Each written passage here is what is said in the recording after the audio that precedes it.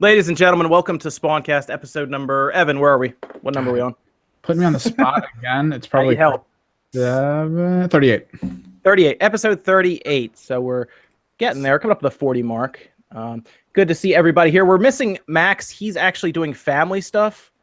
So, you know, having a life and whatnot. But he'll be stopping back in later on.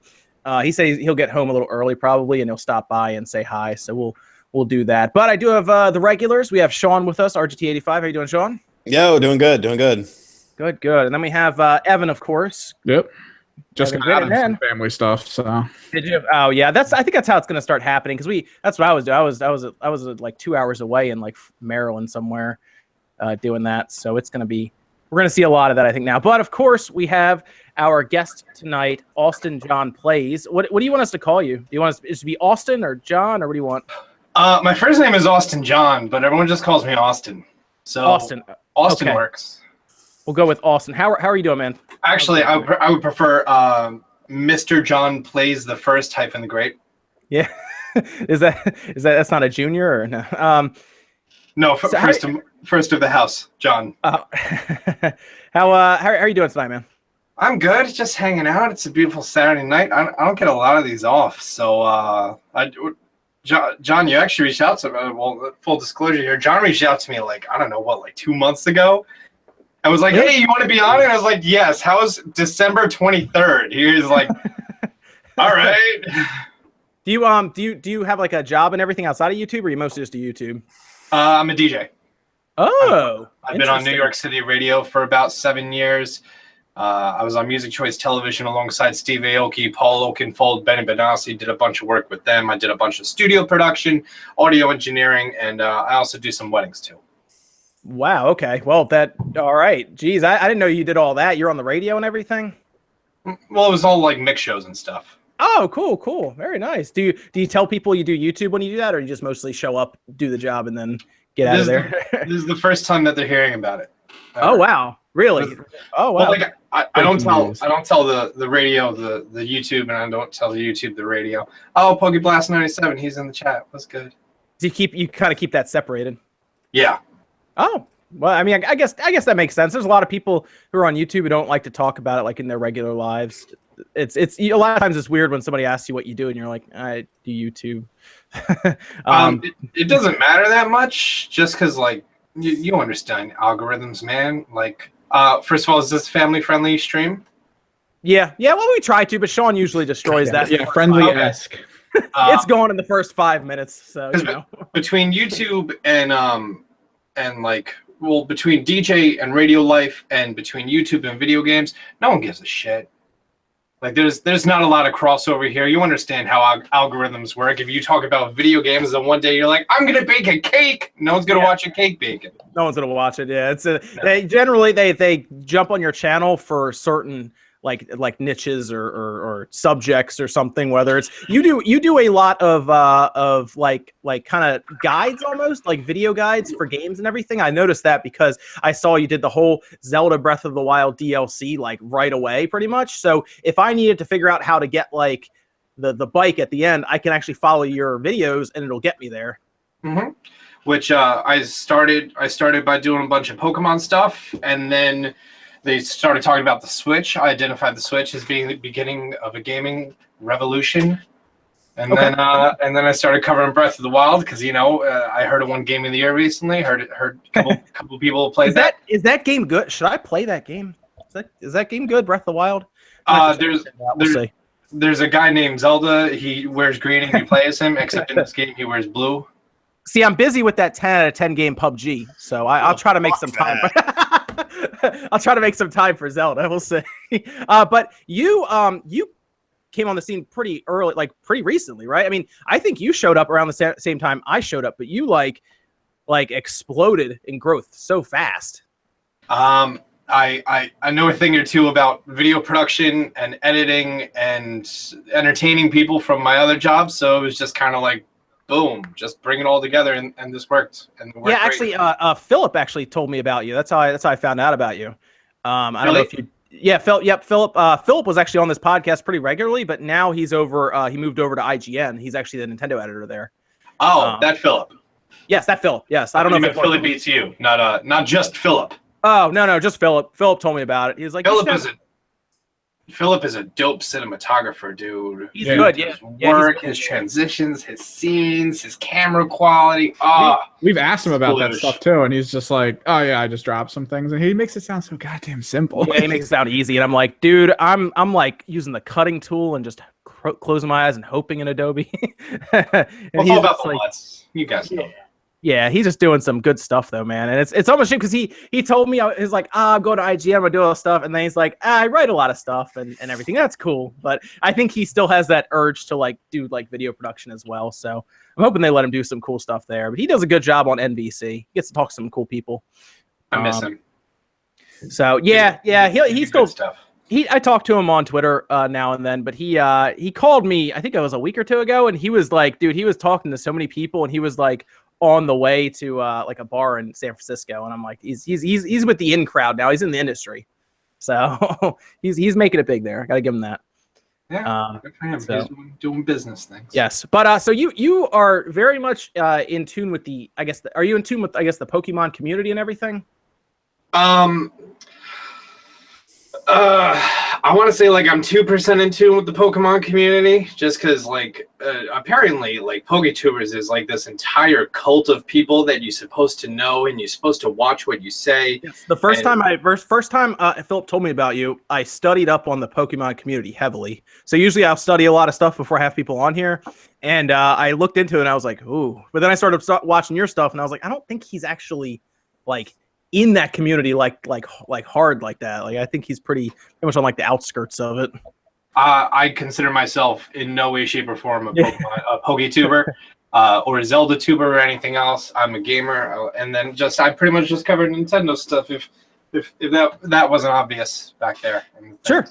Oh yeah, that's fine. That's perfectly fine. I think it's good for being a variety streamer is very, very difficult. I will say that. So, like I feel like if I was really, really, really straightforward about like one system and like named the show that I do about one system, it would probably be a little easier. But I have this whole vision in the future of like having like a full show that's about all systems. So, man, your channel's taking off, dude. It's really cool to see. So, I was, like I said, I've been watching it over the past couple weeks, just kind of keeping tabs. So, your guides are good. I'll keep it. I'll have to pay attention with Pokemon. We're gonna get to that. But when Pokemon comes out, man, I haven't played Pokemon since Gold and Silver. So, I will be in trouble. And I don't think Max has either. Sean, did you play a lot of Pokemon recently? I played Black. That was the last one I played. Is that the last one you played, Evan? You mean you played Pokemon African American? Yeah. Is that the last one you played, Evan? Was Black? Yeah, that was definitely the last one. See, that's Sparks or Pones said you guys need to get drunk in a live stream. I actually don't drink much, so that would not go well. Got gold right here. And and I know it takes Evan a lot to actually get drunk. I know it does. And I'm a little on the heavier side too, so it takes me a while as well. But Evan, I know at one point we talked about it because there was this like gaming party we went to at one point. Yeah, we did the beer pong thing. It's gonna take too much for me to get drunk, so I'm not even gonna drink. But it takes a while. Like beer there. I can grab a beer if it makes people less awkward. I mean, beer and stuff is great and all, but they want like the people who like, drink heavily with like, I guess what was it? Was it Drunk Minecraft was like the rage for a while there, where people would do that. I know Markiplier did it and, it exploded on the internet, but, I get a bottle of Don Julio and make it less weird or more weird, depending on how you view tequila. I mean, I could just take off my shirt. Yeah, just cut to the chase. I'm actually not wearing a shirt under this hoodie, so. Max took off his shirt last time. Or no, it was the time before that. So, because he had to show us where he got stabbed, I think, right? Yeah. Yeah, Austin, that podcast went in a completely different direction. So, but it was a lot good. of female subs probably. Yeah, you would think. No, so you're pretty up to date on the Pokemon stuff, right? Mm-hmm. I'd say so.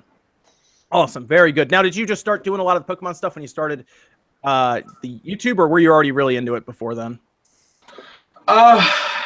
I played X and Y and Oris, and Okay. I really enjoyed them. And then I was playing Sun and Moon, and I got a copy of Sun and Moon that broke street date. So then I got it like 10 days early, and I was like messing around with it, and I was like, you know what? I should put a post on Reddit about like things that I learned about the game. Like I feel like people actually enjoy that. And then I by the way, had this thought at like 5 a.m. while laying in bed. I was like, it's already script. So here I am clacking away and everything else. My fiance is like, shut up. And I'm like, I'm writing something. It's going to be big. And the next morning I woke up, I read over it, and I was like, well, I know how to do voiceovers, and I know how to put B-roll to video. Let's make it into a video and put it on YouTube and stuff. So then I did that, and I got 6 views, and it was great. And then I started going through what you're supposed to do and promotion on this site and that site and the algorithm and everything and meta tags. And then by video number 3, I was getting 50,000 views per video. Oh, someone just showed up. That's Max. That's Max. He's got the sweater on and everything. Yeah, Dreamcast guy.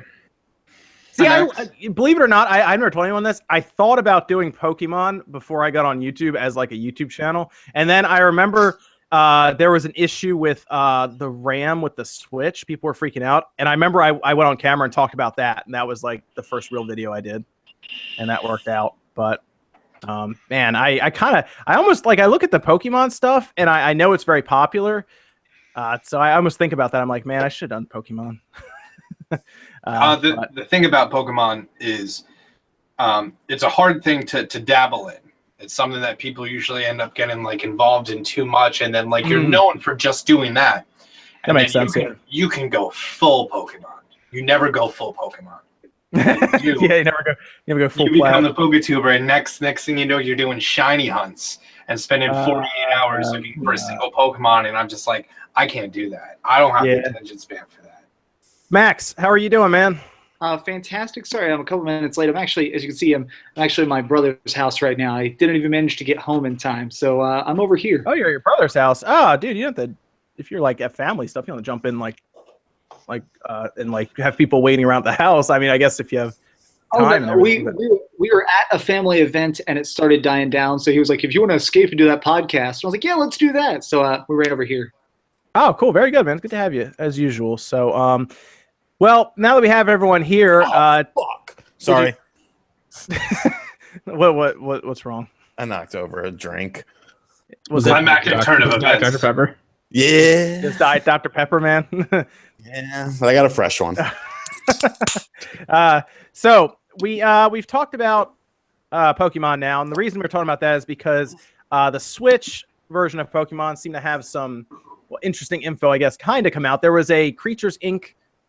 Listing that was posted for a job, and they're looking, it looks like someone who can deal with stuff like Unreal Engine 4 for Pokemon. They actually showed Pikachu being rendered in blueprints, which is the kind of the visual GUI style for Unreal Engine 4. And I kind of wanted to get Austin's take on this because, like I said, you're very familiar with some of the more recent Pokemon games, which I asked him, Max, I think we're going to have to pay attention to his channel because he's going to do a lot of the Pokemon stuff to try to help people out. Mm-hmm. So we're going to have to pay attention to that because I told him I haven't done much with Pokemon since Gold and Silver. I know you told me you haven't done much with it either. Exactly. That was my drop-off point as well. As loved him up until then, put 100 hours in a Pokemon Stadium, and then boosh, gone. Pokemon Stadium, man. Pokemon Stadium was so good. So Austin, what's your take on this, man? Do you think it's going to be using something like Unreal Engine, or do you think they're going to stick with like a custom engine that they usually build and just kind of go to the Switch and then maybe wait till like another point to do it?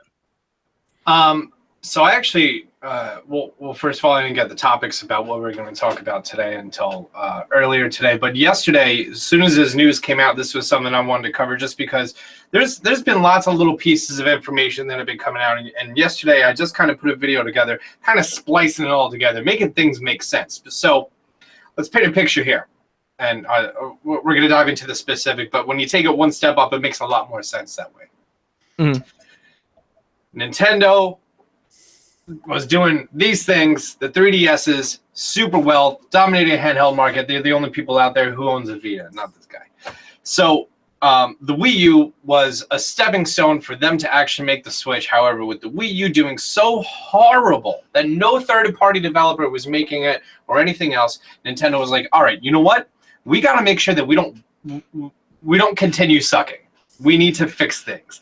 We need to do something. And they're like, you know what? All right. So the Zelda game that we have 7 years in work on, we're going to release that on the Switch. They also had the Mario game ready to go. However, Mario games aren't system sellers. They're really not.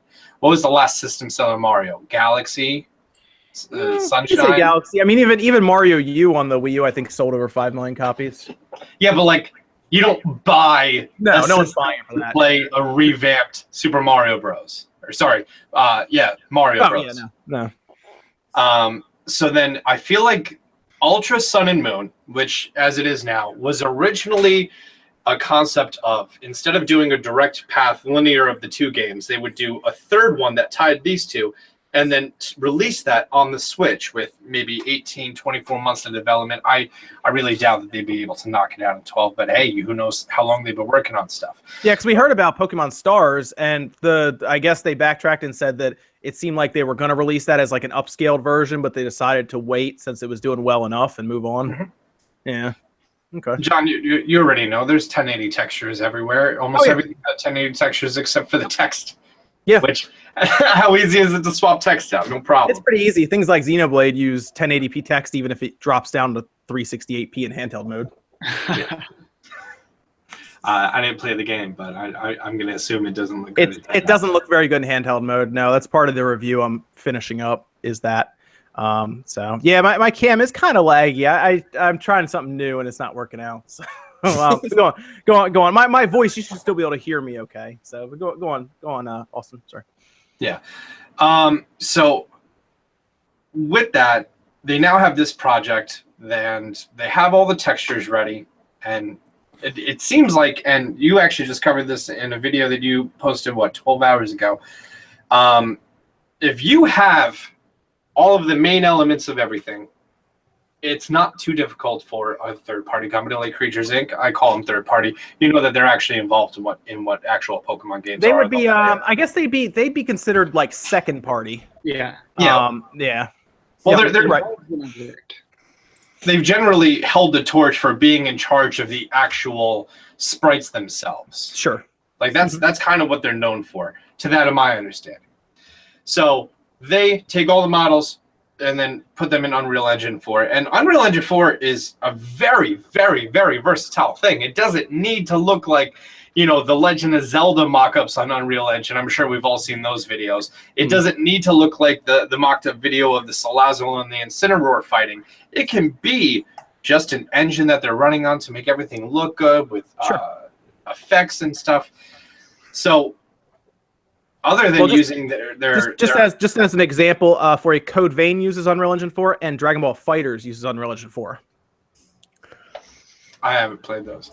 Oh well, I mean, like if you just look, they're not out yet. But if you look at the visuals of them, like it's completely different from something like Gears of War that also uses that same engine. Just as an example. Yeah, it's like saying, oh yeah, I made an app in Steel. It could look like anything. Sure. So with that, they've never made a core RPG game for a console, for a home console. I'm just going to call the Switch a home console. We know hybrid tablet, whatever. Yeah. So being able to just use an engine that's already built, that saves months upon years of work. Yep. Someone mentioned that in my comments, said that if you use that rather than, because usually they build custom engines in-house, and that takes a lot of time to do. Things like Mario generally use that. That's why something like Mario Galaxy 2. Max, did you review? I don't know did you review that game when it came out? I don't know if you were like reviewing games then when Mario Galaxy 2 came out. No, I did play it at launch. Okay. I wasn't quite around at YouTube then, but yeah. Okay. But like you see something like that on the Wii, and at the time, I remember when I saw that, I was like, this is really hard to believe this is on the Wii because the visuals looked almost like it was a 360 game almost. But I guess it's just because the engines they built for that specific system, just it made it look that good. Whereas things like Unreal Engine 4 for the Switch, you'll see resolutions be lowered to try to get it hit the mark for frame rate. Whereas if you build a custom engine, you can kind of play around with all of that. So it's very interesting though. Let's look at it from a business perspective. You make an engine, you release X and Y, Omega Ruby Alpha Sapphire, Sun and Moon, Ultra Sun and Moon. Now that's 4/8 games that you're going to release. You made your money on the engine. And now you could either dump all this time and all this money and all this energy and these man hours getting your own engine working again, or you just use an industry standard one. You use one that people are already using, and then you put your own stuff in it. It saves how much time, how much energy, and then I think, as we all know, Nintendo's handheld and Nintendo's home console division a few years back kind of merged into one. Mm-hmm. So now, just take everything that you have and get ready for year two. Year two of the Switch. I'm fairly concerned that we're going to see Metroid and Yoshi, or if not Metroid, then we are Pokemon, like you said in your video earlier today, which hit the nail on the head. 100% I agree with that. Yes, I think we're going to see one or the other. I think it's also going to depend probably on what footage we see in January. We know there's January Direct. I'm just going to pretend like there's no real assumptions about that. We all know what's happening. And I think we're going to see one or the other in terms of footage, and whichever one we see is probably the one that's coming out first, possibly in 2018, is what I'm thinking. But Fallout 4 on the Switch. Fallout 4, I hear some talks about that. I'll say that. Fallout 4 and GTA 5. Don't be surprised. Yeah, we're hearing some talks about that right now. So you might see both of those come over, which could be interesting. I think GTA 5 would have the biggest impact, but Fallout 4 would be kind of cool to see. They might even be able to play around a little bit with the base, the kind of the building mechanics they have with maybe the switches like touchscreen and stuff too. But I could see that. So. Let me ask you actually also, what are your thoughts on the January Direct? What do you think they're going to show before we dive into some more of the Pokemon stuff that we're talking about, possibly scope of the game? But what do you think about that January presser? Well, Wolfenstein's going to be there. Yes, we have to see gameplay of that, right? Yeah, they're going to show Wolfenstein. I think you'll see a big third party like GTA 5 or something similar to that. Like you'll see a big announcement of that. You're going to... either Yoshi or Kirby has to come out in the spring. Yoshi's also running Unreal Engine. Yeah, it is. Yeah. Cool, yeah. Which they had playable demos that they were showing during Treehouse. That game looks, at least a couple of the levels look done. Mm-hmm. Yeah. Oh yeah. I think that might be a February or even March release, and then Kirby will follow it up probably or come out. But I think they're going to come out 1 and 2. February and then March. I'm thinking a big focus of the Direct is actually going to be Virtual Console. I 100% think that January Direct is all about Virtual Console, and I think they're going to try and roll that out. I feel like they're going to try and roll that out late February, early March, and then really hit hard, and then come out with Yoshi right afterward as a 1-2 punch before we go into summer. I need to know when I can buy Link to the Past for like the 5th time. Exactly. Give me all the Marios again. Now, do you think it's going to show up as a Netflix type service, or do you think it's just going to be like a one and done purchase like usual? I think it's going to be one and done, and I think part of the reason they've been holding off, my theory is that they've been trying to just relicense everything they can, because if they want to hit hard, they're going to throw Chrono Trigger on there, they're going to throw Nintendo 64 on there, they're going to try and hit it from every direction, because if you do that, it's going to be a nuclear bombshell of money. So it'll be worth all the relicensing fees. So here's the question. Do you have GameCube games show up? Yeah. Well, didn't some hackers already say that it runs on there, that the infrastructure for GameCube is on there? I know the Tegra does. Well, Flog is on there, which is a built-in NES emulator for a Tribute. But the Tegra on like the NVIDIA Shield TV already runs Dolphin, and it runs it fine. Mm-hmm.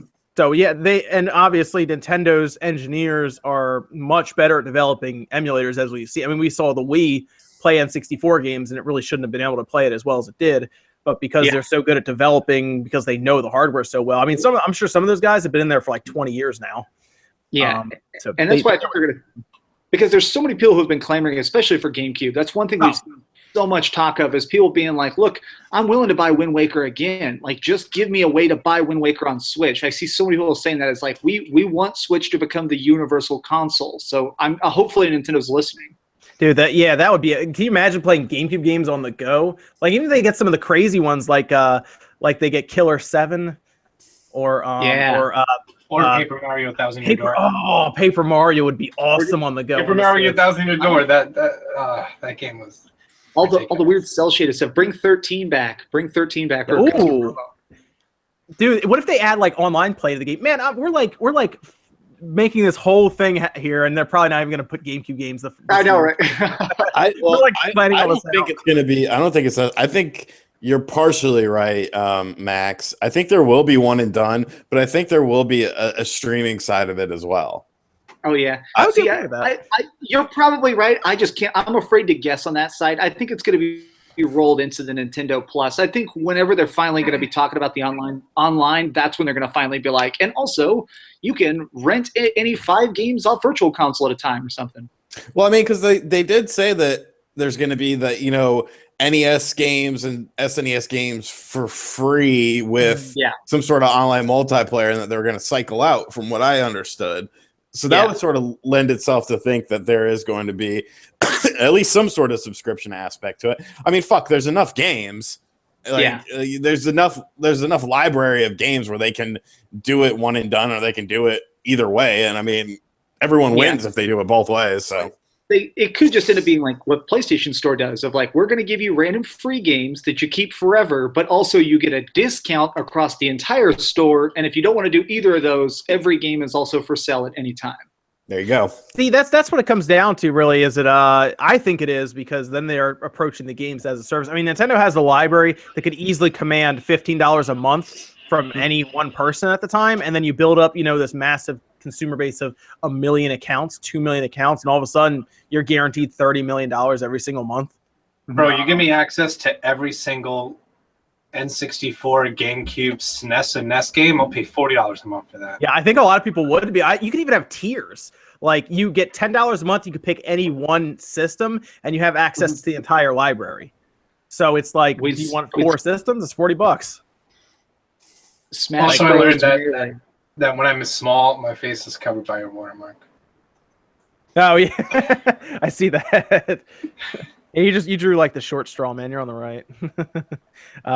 So I think it's going to be a fun presser. I'm looking forward to it. We'll stream it here as usual, but I think it's going to be pretty cool. So before we move on to the next thing, Austin, tell me, what's the one thing they should do to Pokemon? If you were in charge and you were like, this is what's going to set the world on fire, what would you do? What would you do to Pokemon to really change it up, put it on the Switch? What would I change to Pokemon? Yeah, I'm just curious. What's the one thing? Would you make it this massive open world with like multiplayer aspects and everything, or? Oh, you tweeted me, and then I came up with like this huge random thing while I was in the middle of taking a poop. You came up with a ton of stuff, dude. Well, one, as we saw in the anime, this was like a tiny little detail. Oh, I'm sweaty. That when Red went to Brock had like a whole bunch of balls ready to go.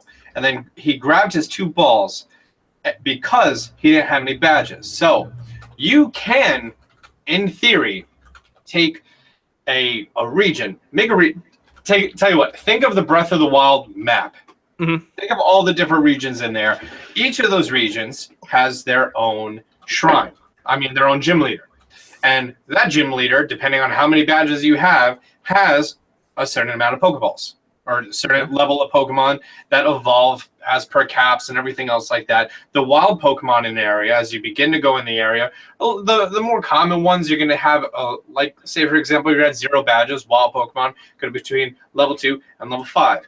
And then once you have 2 badges, going to be between level 4 and level 9, etc., so on and so forth. The same thing that they're already doing per route, except put it across the entire board.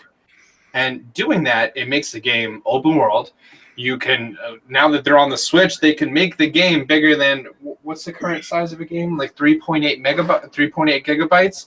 They can make it a 15 gigabyte game with high resolution textures and high resolution area. The biggest challenge I think that they're going to have is like,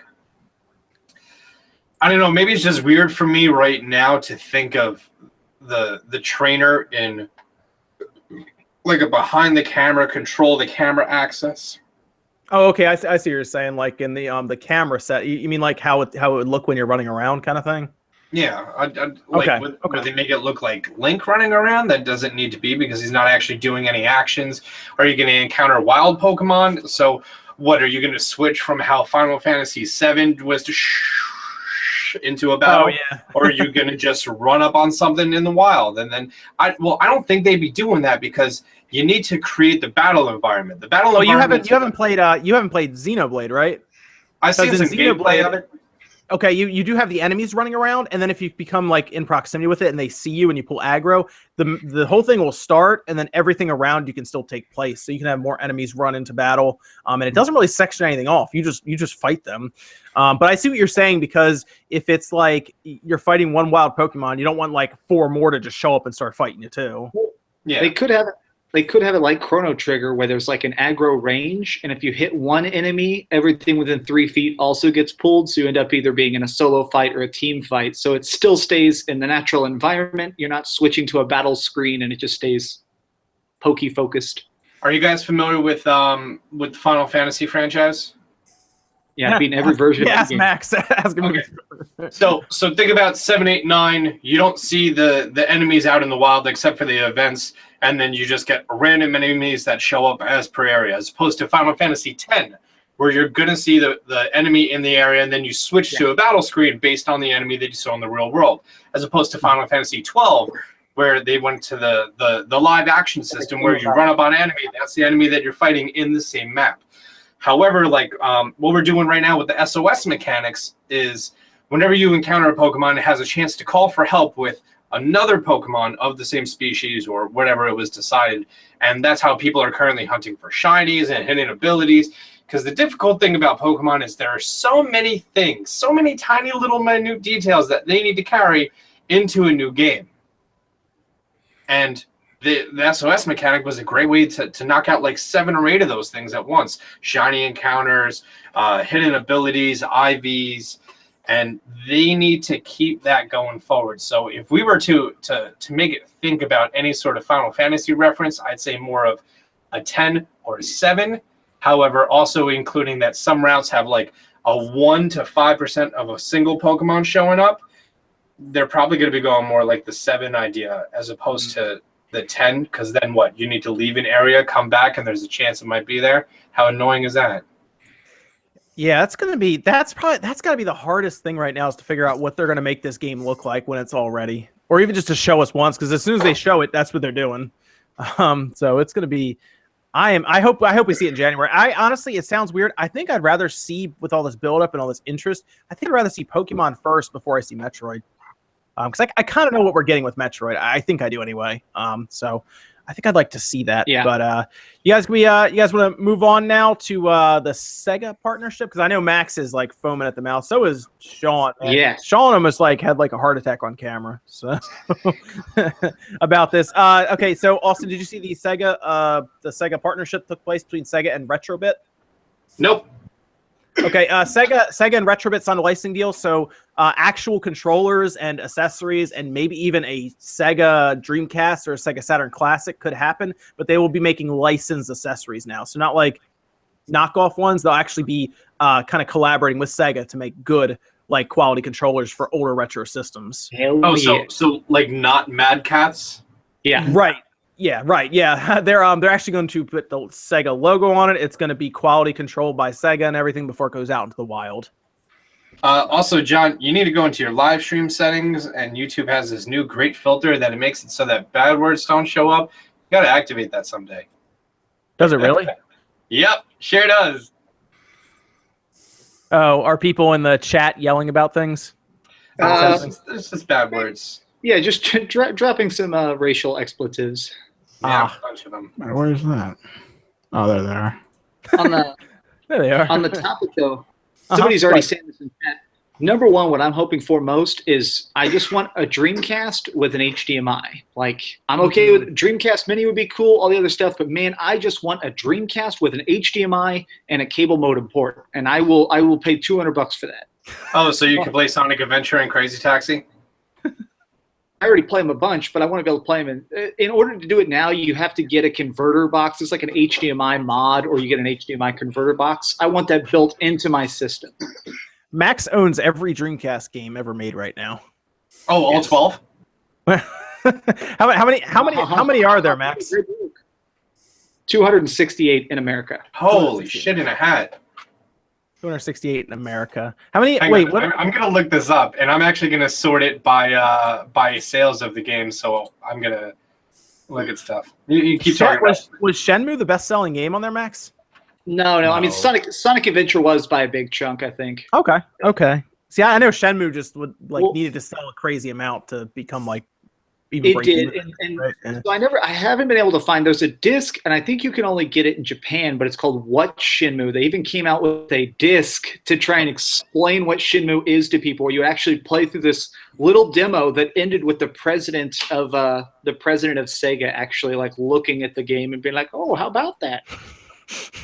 That's interesting. I don't. What would you play on your Dreamcast, Max? Do you play like Phantasy Star Online? 'Cause I remember playing that a lot. Phantasy Star, and what's interesting about Phantasy Star is it actually has people don't know this a lot, but Phantasy Star has a bunch of really high resolution stuff. If you actually like, it comes out in your TV at 480p, but if you put it in an upscaler like an HDMI mod, it comes out as 1080p. There's a lot of really subtle details. If you plug a second controller into port 4, you can control the camera, and you can actually look up and down and see like individual glowing runes on the floor and stuff. So I would love to be able to just. So I can go around and kind of enjoy that all again. Well, that has like that's because it put out VGA, so it actually puts out a cleaner picture than what the PS2 did technically. If you really like break it down to the signals it sends and everything to the TV. I just learned that my GameCube that I have is one of the original ones with the digital out port that they now make like a $20 HDMI adapter for. Yes, there's this HDMI because I remember Jesus Rocks got it, and he said that when he bumped it, it actually damaged and destroyed his GameCube. Yeah. That's the. Did you see that? That's the one that's like that HDMI adapter is like $100, right? I know some backstory on that. Okay. Supposedly, like the guy who made it, like knew that there was a problem with it, but was just kind of like thinking that it wouldn't actually be a problem. It's sort of it's the technical side of the retro game community, which they used to talk mad shit about me, but now they kind of like me because I got in with a few of them. But like, yeah, there was like a technical side of things, like because you can't even order them anymore because he's having to redo them all. I actually wanted to buy one. Yeah, I was literally Googling it now. Yeah. There's a whole big thing about it. He took a shortcut or something, and people were like telling him in forums, like, "Yo, you got to do this," and he was like, "No, it's cool." And I remember him saying something about that he expected this to be a working prototype, and then they decided to mass produce it as a test market, and they sold really well. So he's like, "I guess I'll just keep making this prototype." And now people are like, "Oh, these actually break really or easy, and they're kind of overpriced when you think about it." And now he's kind of like, "Oh, LOL, guys, JK. Now let me redo all of them." yeah, Oh man, it's a big shit show, unfortunately. Oh yeah, I saw the video from Metal Jesus Rocks, and he has updated. There's a chance that you can bump the adapter and damage your GameCube. According to Zelda X Pro, all current and backlog orders will automatically get updated to 3.0. He's working on an upgrade path for all 2.0. Oh, is 3.0 ready? That's a real shame because the results on that were amazing. Like, it came out September 26th. Good. Like it's seriously like when you clean up the models in something like Rogue Squadron, it looks insane. Yeah.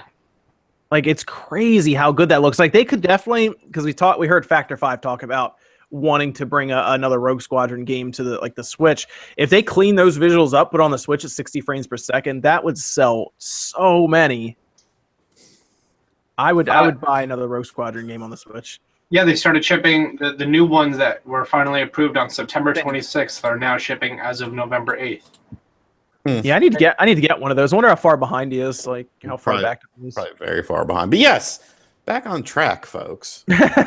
Okay, cut. Nah, man, that Sega shit's gonna be awesome. I've got a couple connects, and they want to tell me things, but they're under NDA. And then when they tell me things, I'll be under NDA. But supposedly there's a lot of cool shit that's gonna come from this. I just hope that some of it is Saturn related. I mean, obviously they're gonna do Saturn controllers. I want a Saturn fight stick. I want a Bluetooth Saturn wireless controller, and the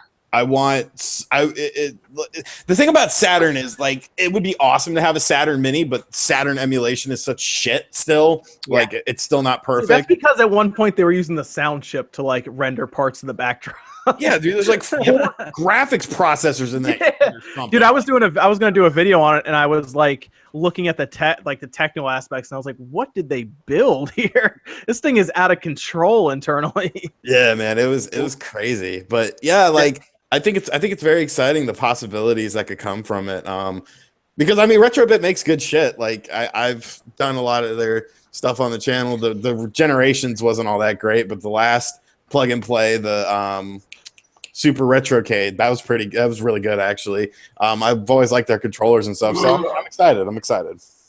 Hey, Sean, I'm totally on board with you. If nothing else, as long as we get some really good wireless controllers, I would be so hyped. I feel like so many people who don't retro game, you do not know how annoying it is not to have like a good wireless controller for those consoles sometimes. Yeah, like, I want a wireless Dreamcast controller is my dream, man. They make them, but I think they're like $100, and it's like a custom made thing. But like a mass produced one for like $40 or $50 makes sense.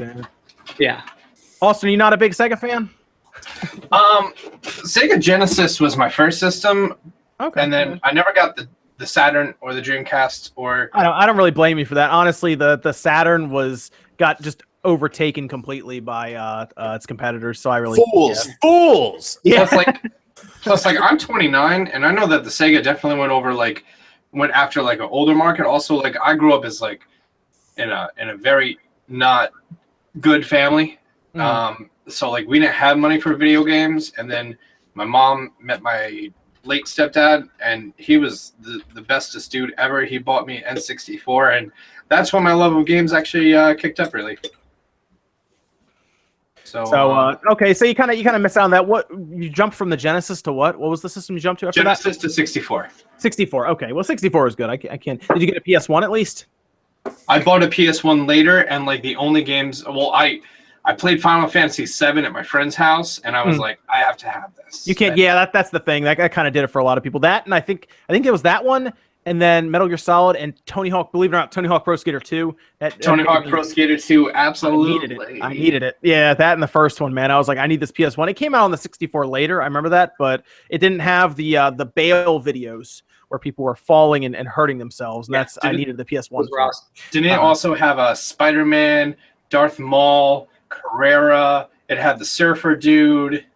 I think one of them was. Yeah. Which one was in the third one? Because I think Darth Maul might have been the third one. Yeah, third was Darth Maul. Number 2 was Officer Spider-Man, right? Oh, the Officer. That's right. No, that was great, man. Man, I missed Tony Hawk Pro Skater. I wish they didn't destroy. They're good. Yeah. There's one. You can get Tony Hawk 5 or whatever the fuck it was. Yeah, isn't that like Tony Hawk Skate Inside the Floor edition? Yeah, it's so bad. There was a time I was following the Tony Hawk's Pro Skater 5 official Twitter for a bit, and one time they tweeted out like, "Hey guys, answer this fun trivia question, and we'll give you a code to the game on Xbox One or PlayStation 4. What's the best skater game?" And everyone's like, "Your game sucks. It's trash. You're a dumpster fire. Skate 3 is better." And they tweeted like 30 minutes later, "Okay, what's the first non-sarcastic answer? We'll give you this code." Wow. Dick. That was it. Officer Dick. And there was Private Carrera and Spider-Man on 2. Yep. Oh man, my video I wanted fell to just out. start with Dick. My video popped out, so I might try to get it back in, but it's just I think it's the hub I'm trying to run the camera through. Unfortunately, it's dying on me. I'll have a better setup next week. I just wanted to try something different this week, so you can still hear me, so it's all good. I bought a super dope camera just for today. I bought the new Canon something $1,100 camera. Hooked it up through Camlink, so hopefully the quality's dope enough. Is it that's why I have the Camlink hooked up too. Is it the 70D or is it something different? You can't use a DSLR. Cannot use a DSLR 100%. See this bed? It's hooked up to stuff. I have the 5D Mark III. I have the 60D. I have the 6500. I have the A7S II. Does not work with DSLR. It's not going to happen ever. What's that? The Camera. Yeah, I use a mirrorless camera. I use the Lumix. Doesn't matter. Not going to happen. It's gonna eventually for some reason randomly drop out like this. Oh really? Yeah. Actually, the GoPro works phenomenal. I use this usually during the podcast that we usually do. I don't really have an issue with it like for a couple hours usually. But I'm running it through like a hub so I can split it. And I think it's because of signal splitting is why it's happening right now. But I usually when we do this, I usually use it and it's all right. But it's weird because the cam link, the whole point of the cam link is to use it for a DSLR. No, it actually, like, I read through the manual after I bought it, unfortunately, because I didn't read it beforehand, unlike, you know, an educated consumer. And it was like, hey, by the way, most likely not going to work with your DSLR. Oh, that's nice. Like, they have a long list of, like, things that it's not going to work with that are DSLRs. And it's like, the DSLRs that will most likely work. These two.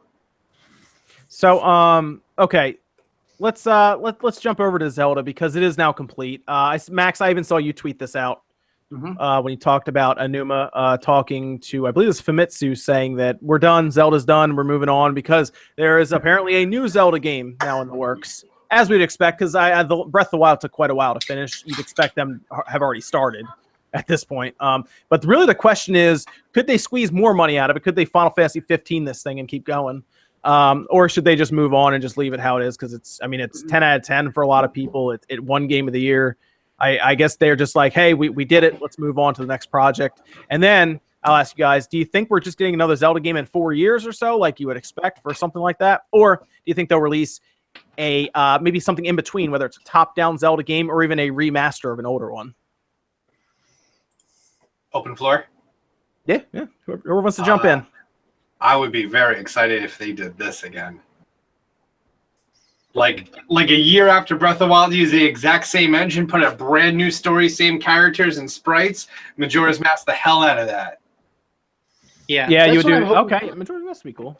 Well, and it's also, they invested a lot of money in the Breath of the Wild engine. It took them a lot of time to develop that and get it running. I do think it's probably pretty smart to keep same characters, like just kind of continue, or like keep as many character models as possible, but just totally new area, new story, new enemies, new big bad. Okay. Oh yeah, they could definitely have more than 4 enemies in the game. Yeah. Yeah. What do you think, Sean? I mean, it would be cool if they did that, but I kind of want them. Like, I understand the next Zelda will probably be as similar to the Breath of the Wild as far as the next new Zelda. I think you're going to see a remaster of something, or a remake, reimagining, whatever the fuck they want to call it nowadays, of something of an older Zelda game on the Switch before you get the newer one. But I would like to see them take the Breath of the Wild engine and use it just in a completely different type of game, like a new IP or some shit. Like, get crazy. Oh, okay. I would like to see some sort of like Zelda remix, like something real off the wall, more dungeon focused or something. Something like, okay. You guys wouldn't want to see a remaster of something like I don't know, Link's Awakening or something that's been left behind for a while. That's the perfect game. I feel it would be Link's Awakening because nobody fucking remember. I mean, people remember it, but yeah. I mean, that was one of my favorite Zelda games. With it. Yeah, same. I've beaten Link's Awakening more than any other Zelda. I've beaten it 16 times. I love that so much. But it was also my first Zelda, so it has that special place in my heart. Yo, if you like it, check out Blossom Tales. I was playing it the other day. Yeah. I saw everybody's been saying that. It feels so much like Link's Awakening. Like, it's insane. Oh man. Dude, 100%. I'm buying that tonight. Then that's serious. Yeah. I've got my Switch here at my brother's house. Hey, it's like $15, but it's good. I have a theory. Like, I definitely think Sean's right on the money with the fact that I think that they're going to try and just randomly throw in some remasters. I have a feeling that Nintendo realizes that the best way to do the Zelda franchise is alternating like every 2 years. So I think 2019 we're probably going to get a remastered Zelda, and then maybe the next major Zelda 2021. Just so there's like a 4-year production cycle, so they keep doing big ones but stagger in old ones too. Or they could just port over their brand new HD remix of Twilight Princess and Wind Waker. Well, that as well, yes. Should they really be porting that over again? I mean, I guess people would buy it, so it's not like people wouldn't buy it. I actually think that stuff like that would be real keen for a double pack. A lot of people have rumored that there's probably going to be a thing that's going to be like Twilight Princess and Skyward Sword double pack. That way they can get people to just double dip on that, even if they didn't want to. Well, hang on. I don't think you're going to see Skyward Sword like that. Skyward Sword is going to take a lot of work because that entire game was gyroscopic.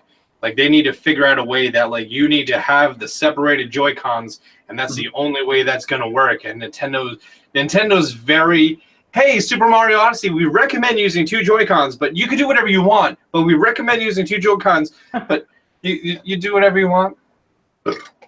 Yeah, but I mean, they'll figure it out. If there's $100 million in the line, suddenly a solution will appear. I hear a lot of people talk about Skyward Sword. I'd be really curious how they would make that work. I think it'd be cool, but I would be like Austin saying, I'd be really curious to see how they'd even make that a thing. Although we are expecting them to figure out a way to use GameCube games without analog triggers on the Switch. So yeah.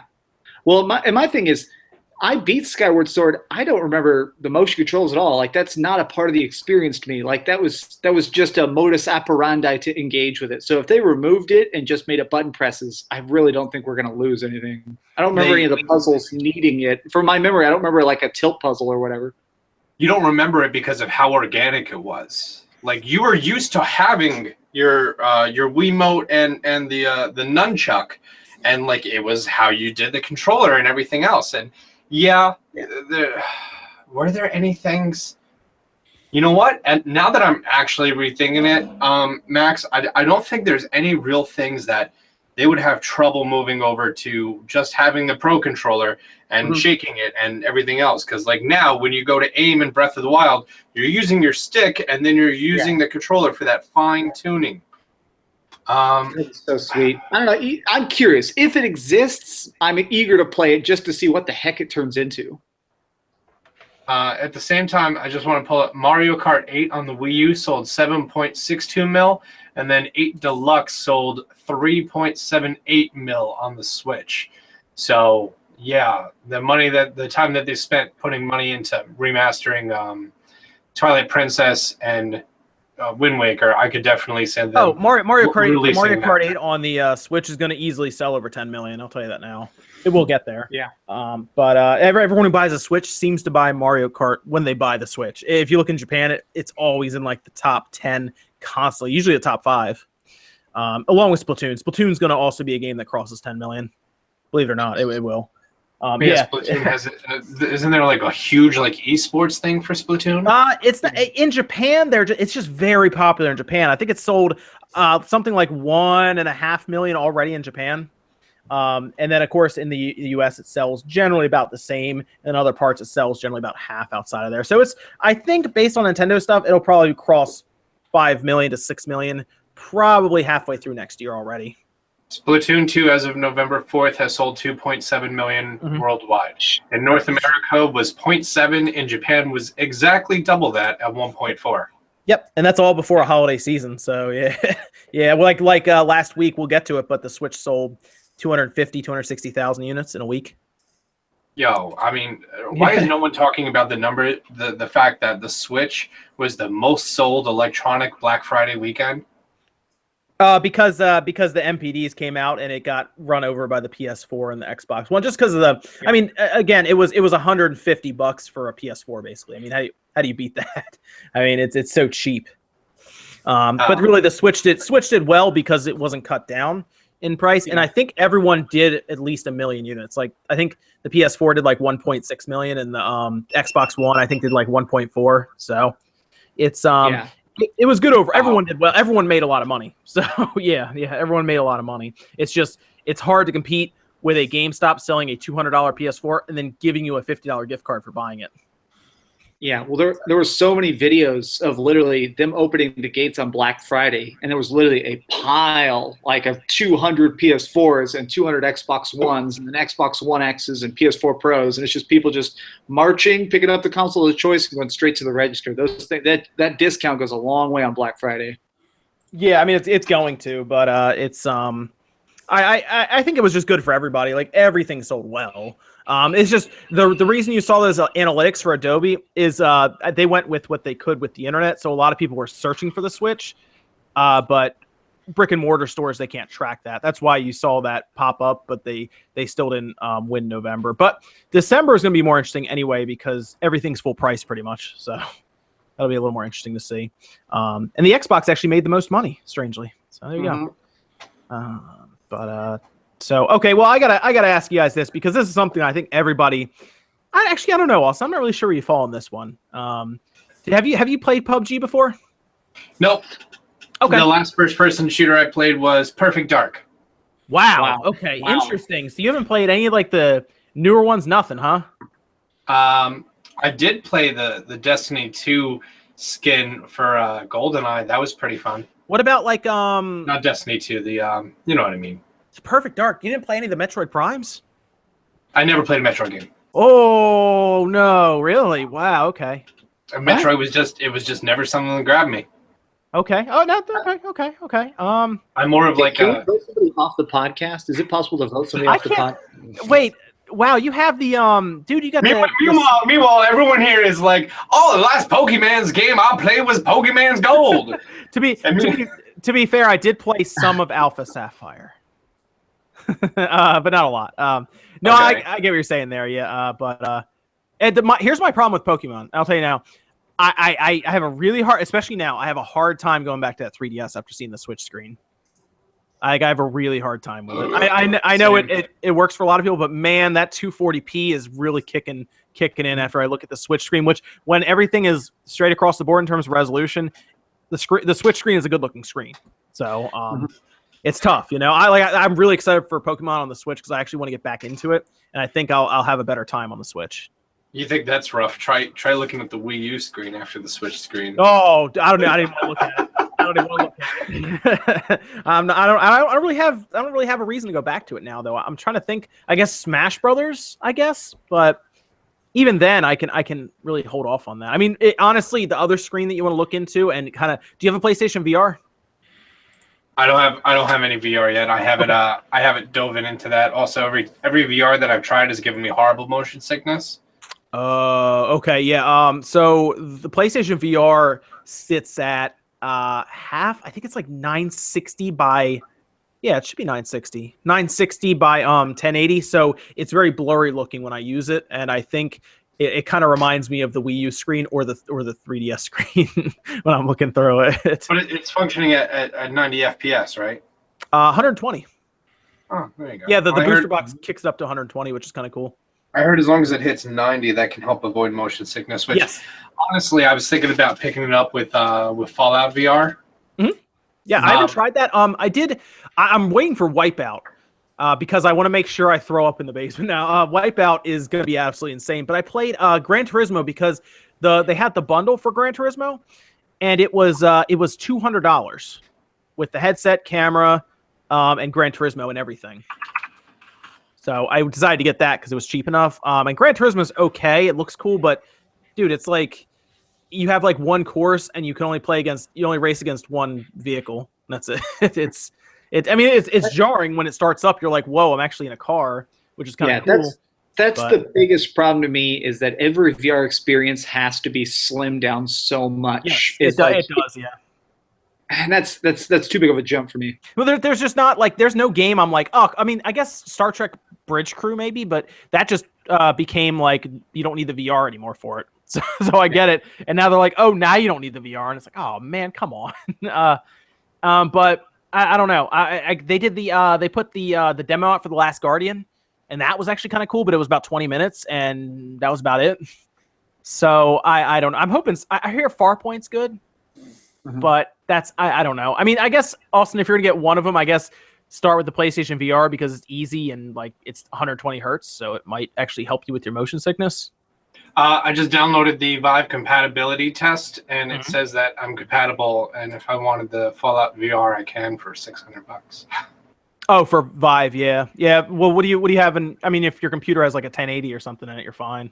Also, I'm a really, really, really strong Mac enthusiast, for the record, and I built my first game in PC. I forgive you. It's okay. Go on. I built my first game in PC. I have a 1080 in there, and I just went to Micro Center, and I was like, all right, tell me all the expensive things I'm supposed to have in this, and then I put it all together, and that's what, because I was a PC in a Mac world, and it was weird. Or I was a Mac in a PC world, so I built it, and maybe now I'm going to have significantly better performance than when I tried. You should. 1080 can do VR no problem. You should be fine. You'd be fine. Yeah, you're all right. You're all right. So what were we? Oh, we were just talking. I was trying to get into first. Somehow we went from first-person shooter to the VR to that. I was going to ask guys about PUBG because I know Sean's pretty strong about this one. I've been playing it nonstop. Okay, so I have to ask you, Max. Is this Yeah. game a 10 out of 10? No, it's a trash heap. Okay, because Polygon threw it a 10 out of 10. So my thing is, I have now put 52 hours into it in 2 weeks. The thing is, it's a game with a great hook.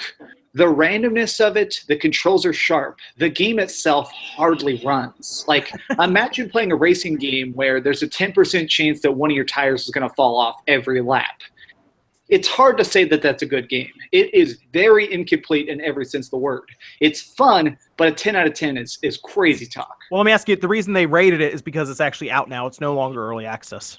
Yeah. Well, remember, I did a review of the Xbox version because I figured if they're selling it for money, you can say, hey, this isn't done, but I'm going to review it because, I mean, you're charging money. I'm going to see how functional this is. And so I gave it a 6 out of 10 because I just feel like while it is adequate, it's interesting. I don't quite think it should even be. I don't think it should be for sale yet. It should be an open beta, is what you're saying. Yes, it should be. Okay. I think it should be a thing where you pre-order the real game and you play the beta for free until the game comes out because it is not functional. There's a glitch right now that's driving me crazy where you'll parachute in and a house won't actually load, so it'll have this placeholder house. Oh, like you get giant the rectangular. you get the placeholder houses. Yeah, no, this actually happened on PC a lot too. But have you gotten the other one where it feels like on the map some of the houses have the placeholder houses, but some areas where the houses are supposed to appear, there are no placeholders. And if you're in that area and you have this bug, you can see through all the walls. You can see the weapons sitting in midair, and you can actually shoot through the walls because your bullets won't be interacting with any of the housing. This I was doing squads. So I've been playing at squads a lot with just random fans and stuff, or just random people. And there was a guy who ran loaded finally on time. Ended up crouching at the top of the stairs because he could shoot through the stairs, but people couldn't shoot him. So he literally just sat in the stairs, and every time people tried to come and investigate, he would shotgun people through the stairs, and we would just drop ammo onto the staircase, and his ghost fingers would just reload his gun with it. It was like, that game is so broken. Yeah, I mean, the first time my buddy ever took first place in that game, he happened to get that bug land dead center of where the circle was closing into eventually, and he just sat inside a house and just kept killing everyone with a Scar L. I'm on the Polygon website. There are 11 games ever that were given a 10, including Mass Effect 3, Spelunky, Journey, Diablo 3, Persona 4, Bioshock Infinite, Breath of the Wild, Gone Home, Hearthstone, Heroes of Warcraft, and Batman Arkham Asylum, and PUBG. All right. I gotta go. First and foremost, fuck Polygon. Quote me on that. Tag me on that anywhere on the internet. Fine. Gone Home, a 10 out of 10. Gone Home was one of the most fucking boring games I've ever played in my life. Oh, but it told such a good story. I know you love it, Max. I know you love it. Journey is also on this list of boring games. I mean, 10 games. But no, PUBG getting a 10 out of 10 by anyone. If you're a critic and you critique a game that everyone can say is broken, like it doesn't work properly, the game does not function properly, it is a game of luck trying to get the game to run right. And to give that a 10 out of 10 just shows you have no credibility whatsoever. I don't give a fuck if you had fun with the game. A review is not just based on fun. If a game can be fun but have flaws, and the point of a review is to point out those flaws but still say you had a fun time. But that doesn't mean every fun game in the world is a 10 out of 10. Like, this dude needs to be fucking ostracized for this. Like, you have no common sense. On what grounds? Fun is worth a 10 out of 10? We're not talking about anything else in the world but just fun. The biggest reason that this pisses me off, maybe not to the screaming point, because I don't want to wake up my brother if he's taking a nap, but the reason this pisses me off is I feel like it takes down the idea of a 10 out of 10. I feel like a 10 out of 10 should be this thing on a pedestal of like, if Zelda gets a 10, it is something that is a landmark occasion. If you're like, yeah, this broken early access game, sure, that's a 10 out of 10. Max, I think he's awake behind you. Yeah, well, I'm joking around. He's walking around. I've been joking about you being asleep, and everyone's in chat is like, actually, he's awake. Keep it 10. I mean, that's just it does. It values a 10 out of 10. It's like, oh, remember the great games like Ocarina of Time and Super Mario 64 and fucking Journey and PUBG? Like, go fuck yourself, dude. That's, oh my God. It's disgusting. That's disgusting. This was actually the first, when I saw your notes, was the first I saw PUBG got a 10 out of 10 from Polygon. And I was like, that must be a mistake or something. And then I actually read this as we were segmenting into it, and I was like, you got to be kidding me. So my thing is, I never believe there are those people who are like, this is all a publicity stunt. I never really believe when people say that. I will say this is the first time where I've seen a news event where I do think that they're just doing this for the views, just for the ridiculous talking. Yeah, it's definitely more of a publicity stunt for them rather than the game itself. Like, that's exactly what's going on here. Yeah, and it's like, man, are you guys really hurt to get rent this month? You had to get an extra 1 million clicks? What the fuck? Are we still talking about PUBG? My headphones kicked out there for a second. We're talking about Polygon giving things a 10 and how it's a big publicity. Game Informer gave it a 95. What? I'm gonna tell you that. What? Yeah. I'm just letting you guys know. So let me ask you guys a question. This is the cell phone game they're putting out in China, right? Like, that's what they're reviewing. No, this is So let me ask you guys a question. This game has been graded by them as, I believe, better than Zelda. I feel like Polygon gave Zelda less than that, I think. Oh, hang on. I was about to pull that up. Yeah, yep. Breath of the Wild's a 10, but however, this means that PUBG, according to them, is a better game than Grand Theft Auto 5, Pokemon X and Y, A Legend of Zelda: Link Between Worlds. Hang on. Super Mario Odyssey, Super Mario Maker, Fallout 4. They could eat a dick. Civilization 5. Fallout 4 is kind of a first-person shooter. You played that, didn't you? Yeah, I used VATS literally the entire time. So, man, that means you haven't played the Halo game either, man. You're hurting me right now, man. Oh, sorry, no. Civ 5 got a 9. Looks like they gave Witcher 3 an 8. What? I actually was completely zoned out for the entirety of Sean's rant, so I will probably post that just because it sounds funny for everyone saying in the chat. So that'll be good. But okay, so PUBG, according to Polygon, let me ask you guys a question. If Zelda came out in that condition, would it have? I feel like it would have gotten destroyed. I'm sorry, if any game comes out in that condition, it should be destroyed. This is literally the first time I've heard of a game coming out in this condition getting a 10 out of 10. A 10 out of 10. Gaming excellence, but it doesn't fucking work right.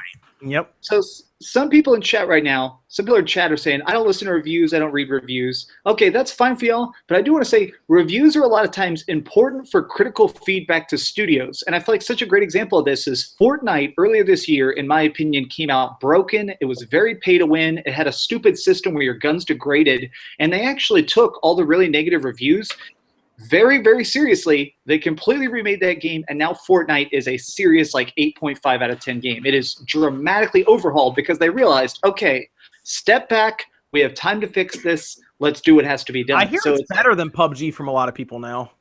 Yeah, I mean, I have 112 hours in Fortnite this year. Yeah, and it's free, right? It is free. The Battle Royale mode is free, and that's what I play so much. Yeah, but now all we're telling them is, hey, we love your buggy mess. Keep it buggy. It's kind of weird. Right? Yeah, just. Didn't it sell It just crossed 30 million units sold, by the way. Yeah. Well, and it sold 1 million in the first 48 hours on Xbox One. Yep. It is one of the fastest selling. That's disgusting. That's one of the fastest selling Xbox One games ever made, and let's face it, it won't be done until 2019. That's disgusting. I mean, I think that's ridiculous on Xbox fans' parts as well. If they're that thirsty for a new game that's console exclusive, they are, a fucking console. My thing is, so I consider myself, I actually really do like the Xbox One. I do think it's a great console, but let's face it, they are a hungry audience at this point.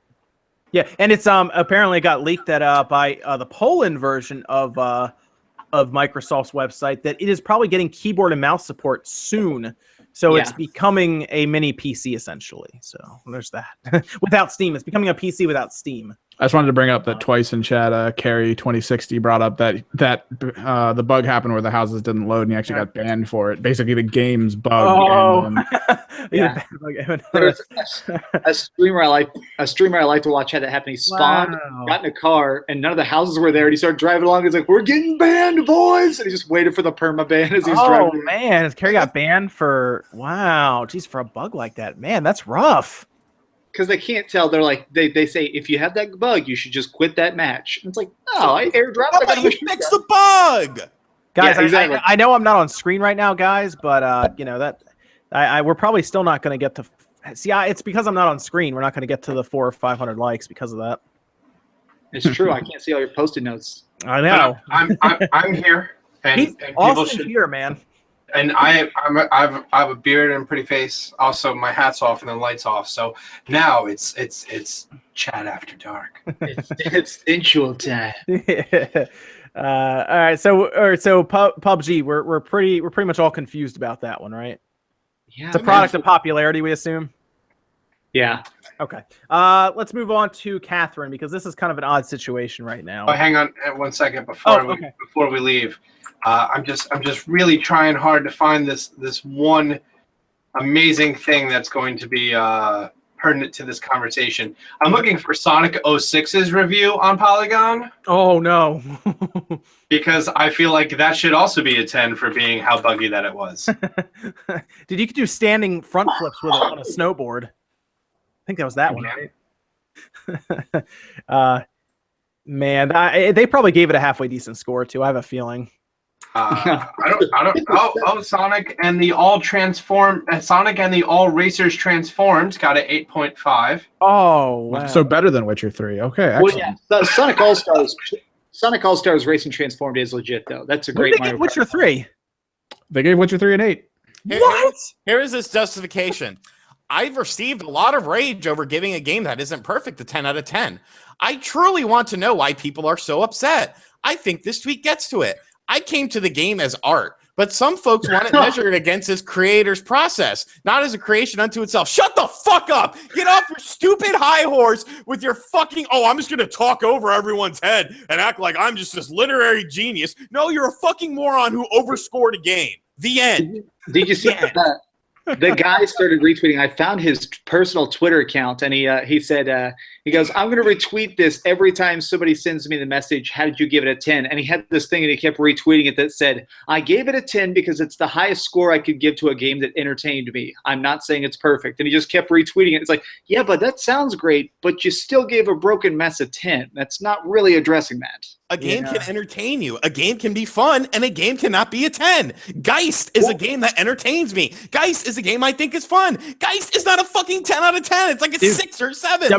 WWE entertained me because of how bad it was. So WWE entertained me because I got Stevie Richards to do a video. That was pretty awesome, yeah. That was awesome. Super Meat Boy confirmed January 11th on the Switch. Awesome. I have that game a couple different ways. But that's cool that it's coming out in January because they need that January support. Go on. Sonic Forces got a 5. Sonic for that's about right. Yeah, I believe that. That's actually a good score by them if that's the case. I mean, I didn't play it myself, but I watched Game Grumps, and they made it a good game, right? People, yeah, it's entertaining. Slap a 10 on it. Some people like Sonic Force. I think there are some Sonic fans that really wanted it to be good, but honestly, the best Sonic game this year was Sonic Mania. Duh. Yeah, I'll tell you. But they are releasing apparently Sonic Forces. What is that? They're releasing the Golden Sonic, Super Sonic as DLC. Yeah. Really? You have to pay for Super Sonic? Yeah, it's going to be $2 DLC. For the first 3 weeks, it's free if you currently own the game, and then later on, it costs $2. Okay, no, deserves a 5, if not worse. You know what? Burn it, set it on fire, and send it to hell. Well, yeah, I gave it a 4 out of 10, and people were real mad at me. Yeah, Austin has the purple headphones on. Yeah, nice. Because I don't wear headphones. Is it the purple? I mean, I did it for you. Spawn away. Nice. Spawn Very good. All right. So okay, yeah, we're done with that. Catherine, more information actually came out since I was typing this up that took it in a completely different direction that most of us probably weren't ready for. But have any of you guys? Did any of you guys play Catherine? Let me ask you that first. When it first came out, 2011. I've beaten it and got one of the endings. Okay, I played it also and got one of the endings. And I did like it. It was a fun game. Let me see. Sean, did you play it at all? I did not. I thought it looked cool, but I never got around to playing it. Evan, Hard. play it. I'm You had mostly- a PS3 for a little while, so you might Yeah, no, have- but I was hanging out at a buddy's house and he was playing it because he was really mad that I was beating him in a bunch of fighting games, and he just switched over. And Austin, did you play Catherine? Well, one, I didn't know we were talking about a game, and I Googled image Catherine game, and there's just a lot of anime porn. Okay. That's basically the game. Yeah. It's a really cool, like, psychological puzzle game, I'd say, but with a lot of dating elements. This guy basically starts having a reoccurring dream that he's basically in, like, hell with all these sheep, and he has to basically escape his nightmares each night or he dies. And it's pretty interesting. Yeah, it's pretty cool. The story was fun. I'm still shocked it's not on PC yet, by the way. But the story was pretty cool. They had basically what you do is you would make a decision, and what was really neat is they would take your friends list and they would weigh your decision against your friends list. So it would tell you, like, if you picked a certain route, how many people on your friends list picked it, and what are the global, amount of people that are playing it picked. And then you get different endings depending on which girl you pick and all this stuff. So it was pretty cool. But it was very odd because there was the announcement for Catherine. It's called Full Body Edition. It's not going to the Switch, which was kind of weird because if it was just going to the PS4, I'd say, oh, that makes sense. It's going to the Vita, though, which seemed to confuse. I don't know if you noticed this, Max, because you have a Vita, don't you? Yes. Yeah. And same here. I think I read that they've been secretly working on this for like a year and 2 months or Hey, what something. happened? So, like, even a year and 2 months ago, I couldn't buy a Vita in the States. I can't go buy a Vita here. it's still really big in Japan, and Yeah. Catherine sold like crazy in Japan. So I think it's one of the things where it's like it's definitely worth having an extra 6 employees just recoding that port. Yeah, but now it's turning into more of a it's a full remaster. So it's like extra completely characters changing now. They have a extra character in that has really seemed to really confuse the internet now. If you look at it, it is. I believe she's from the manga. Apparently, the manga adaptation Rin was in there, and so they're bringing her over now too. So we're gonna have Catherine, and Rin. Well, there's an interesting wrinkle to Rin's storyline from what people are seeing. There's a lot of assumptions, but it seems pretty straightforward what's going on. Yeah, which I find cool. I like that. Yeah, she appears to be transgender. Yeah, which is cool. Well, because I don't want to spoil. We can't say too much about this because there was another character like that in the game already. Yeah. There was already a character like that in the original Catherine, so this adds an interesting wrinkle. Yeah, so it's going to be interesting, but it's not out till sometime in the winter of 2018. I just want to pull up an amazing quote that I think everyone should keep in mind. This is from a prolific author. His name was Ted. He is a teddy bear. He's known for saying, "Just remember, there's no such thing as chicks with dicks, only guys with tits." Yeah. How deep? Is that that's wait, I'm trying to remember. Is that the movie? Yeah, I know it's from the movie. I don't remember that line. I think it was Ted 2. I saw Ted 2. Yeah, because I didn't like Ted 2 as much. I like the first one more. Right, he was talking about Mark Wahlberg and his porn addiction now that he broke up with his fiance. Yeah. And what kind of porn are you watching? That's a problem. That's where he like takes the like computer and like breaks it and like buries it. I don't want to touch it. Man, that's great. So I don't know. Is anyone checking it out? I mean, it's weird that people are still thinking it might come to the Switch. I'm not sure. I think they've pretty much figured out what they want because they're also doing Shin Megami Tensei on the Switch. Yeah, Tensei. I think it's one of the things where it's probably going to come way after. I think we're probably going to get full body edition early in 2019 in America, and then like maybe a year after that it'll come to Switch. We're going to talk about the sales, but based on the sales of the Switch, it seems like it's going to pass the PS4 next year in Japan. So it seems almost like it's weird to not put it on both, but we'll see. I mean, I'll check it out because I did like it I played it on the 360 actually. So I'll check it out when it comes out. Well, are they shifting it in the engine? Because I'm looking at the list because that came out on Gamebryo. That was the engine they used for it. And I'm looking at the list. It was on PS3 and 360. It never came out on anything else. It was but I was looking down the list, and not a lot of these games have really been remastered or put back out. It's backwards compatible now, right? That's one of the games, and I want to say on the 3, you can play it on the Xbox One. Yeah, and I heard it cleaned up pretty nicely.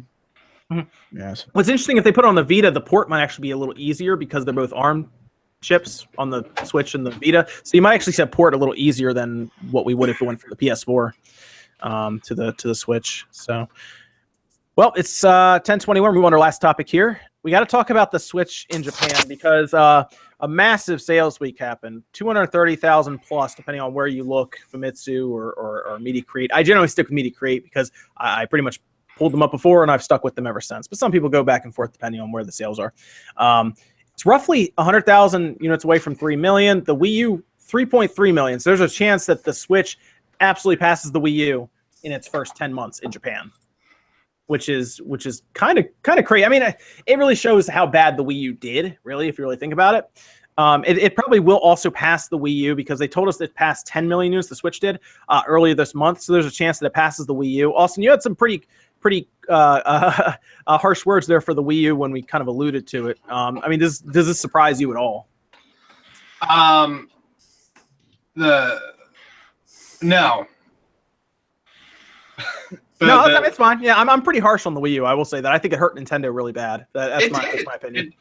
While I was setting up my camera, I just had my AirPods in. I was listening to your episode, and I literally could not agree more with you. Also, just want to say you are currently the number 7 live stream on all of YouTube right now. We got to number what did we get to? Number 2 one time? 2 or 1. That's because the people in the chat were hitting that like button too much. Okay. And that was just ruining everything. When we were getting 800 likes, that just ruined everything. So you're gonna have to all tone it down. Don't hit the like button, okay? Because I'd hate to be in that second spot again. But yeah, no, I definitely see the Wii U going down the same. Like it's going to be remembered in the same category as the Virtual Boy. It's going to be one of those little bullshit stepping stools that Nintendo went through to learn their mistakes and do fantastic things from it.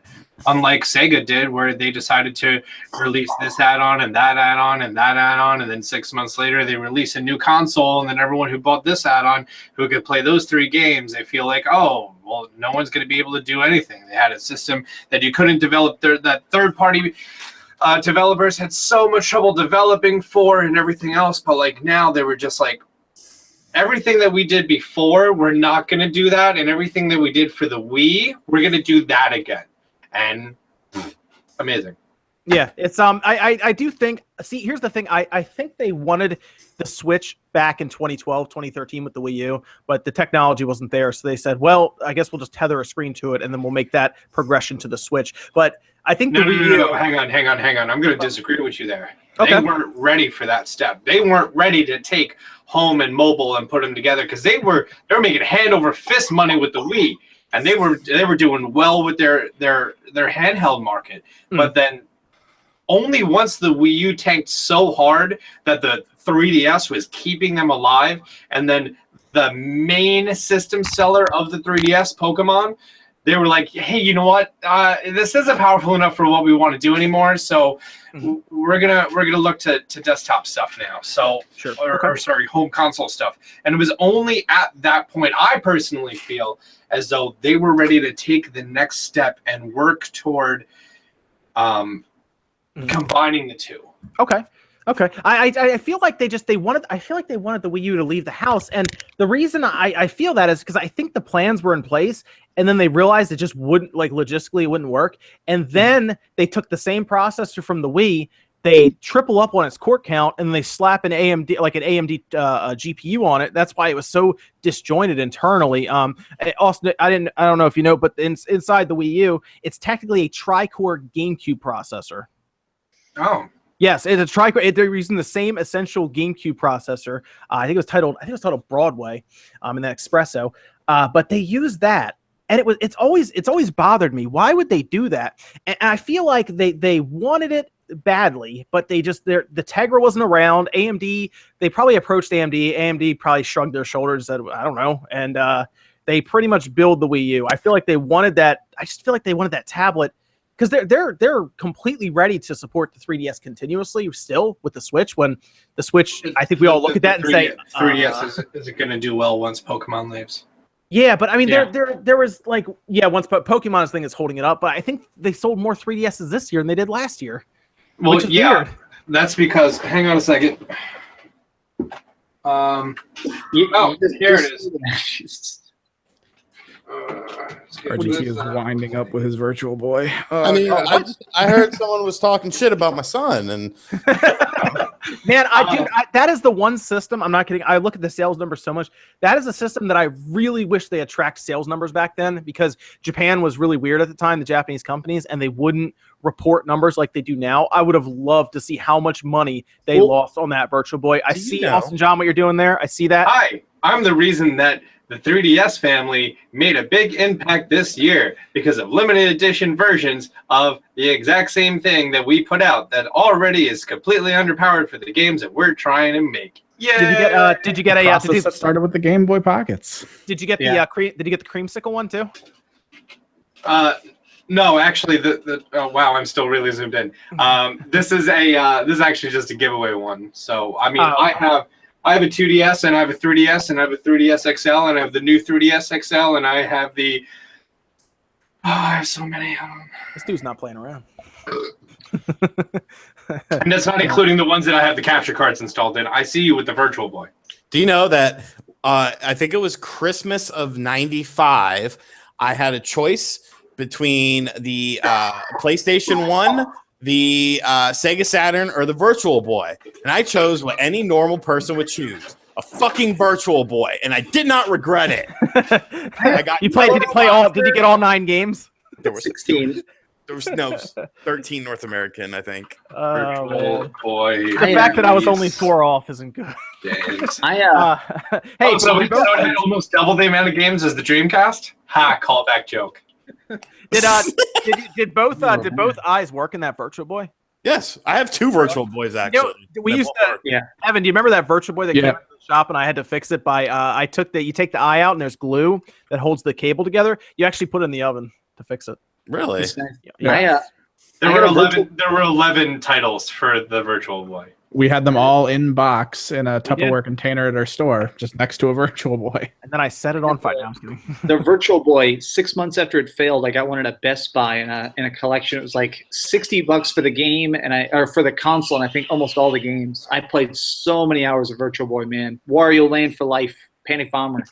Wario Land, Panic Bomber, Vertical Force, Mario Tennis, Mario Clash is pretty decent. Tellero Boxer, like over half the library is good. I just wish that before it crashed, the Star Fox they kept talking about was going to hit it. Over half the library of 11 games is good. Doesn't matter. Still half the library.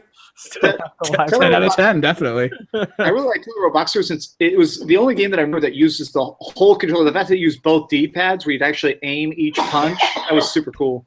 That was awesome. Wait a second. It's actually a great thing that you still have the Virtual Boy, because I'm actually going to put a $5 bet now that soon the next port of Skyrim that we're going to see is going to be for the Virtual Boy. They put Street Fighter 2 on here. Yeah, I remember the Street Fighter 2 port. Yeah, that's awesome. I know a couple people with it, and it was at a video game con, and they had it linked up with they had 2 Virtual Boys, each with it's called like Hyper Fighting or something because they can't use the Street Fighter name legally, and they had it linked up so you could link cable and play against someone, and like that was the thing I was looking forward to at a video game con. Like I didn't give a shit about anything else, panels, fuck it, I don't care. I want to go and play that, and then I couldn't go, and I was just like sitting at home like it's like $1,000 for the damn thing. Like it's ridiculous. It's always interesting to play something like that though, of like a gaming experience that nobody else in the world has really tried. Yeah. So wow, almost this 3 looks like the controller for the Virtual Boy looks like the beginning idea of what actually VR controllers became. Yeah. It was. Yeah, the batteries that's crazy. in there. Well, it works really well too. That controller feels really good in your hand. Like it's one of those weird things where, as bad as that concept is, the execution was as streamlined as possible. So okay, this B on the left. Oh, B's always on the left. Yeah.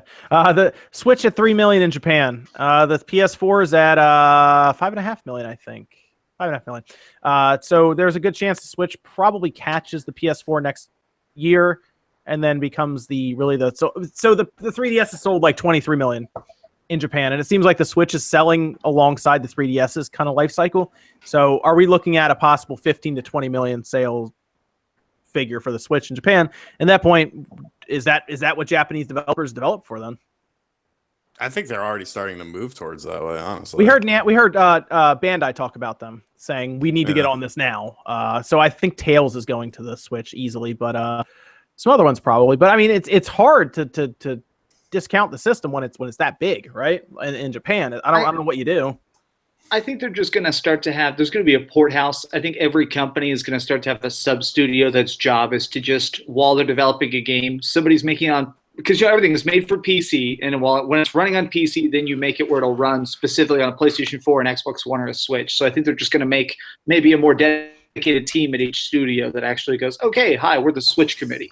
Are there any Japanese games that you guys want to see go over? Something like a Final Fantasy 15 or heck yes. Exactly that. In fact, I want to see every Square Enix game from Mario and the 6 stars or the 7 coins or whatever the shit it was. I want to see everything from that to Final Fantasy 15.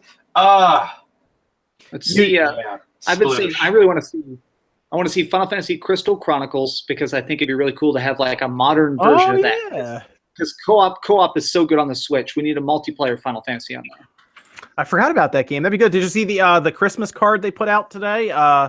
Talking about Bravely Default, kind of making a Bravely Default themed Christmas card with the Switch controllers. Yeah, I saw that. Yeah, that would be interesting to have that kind of come over, right?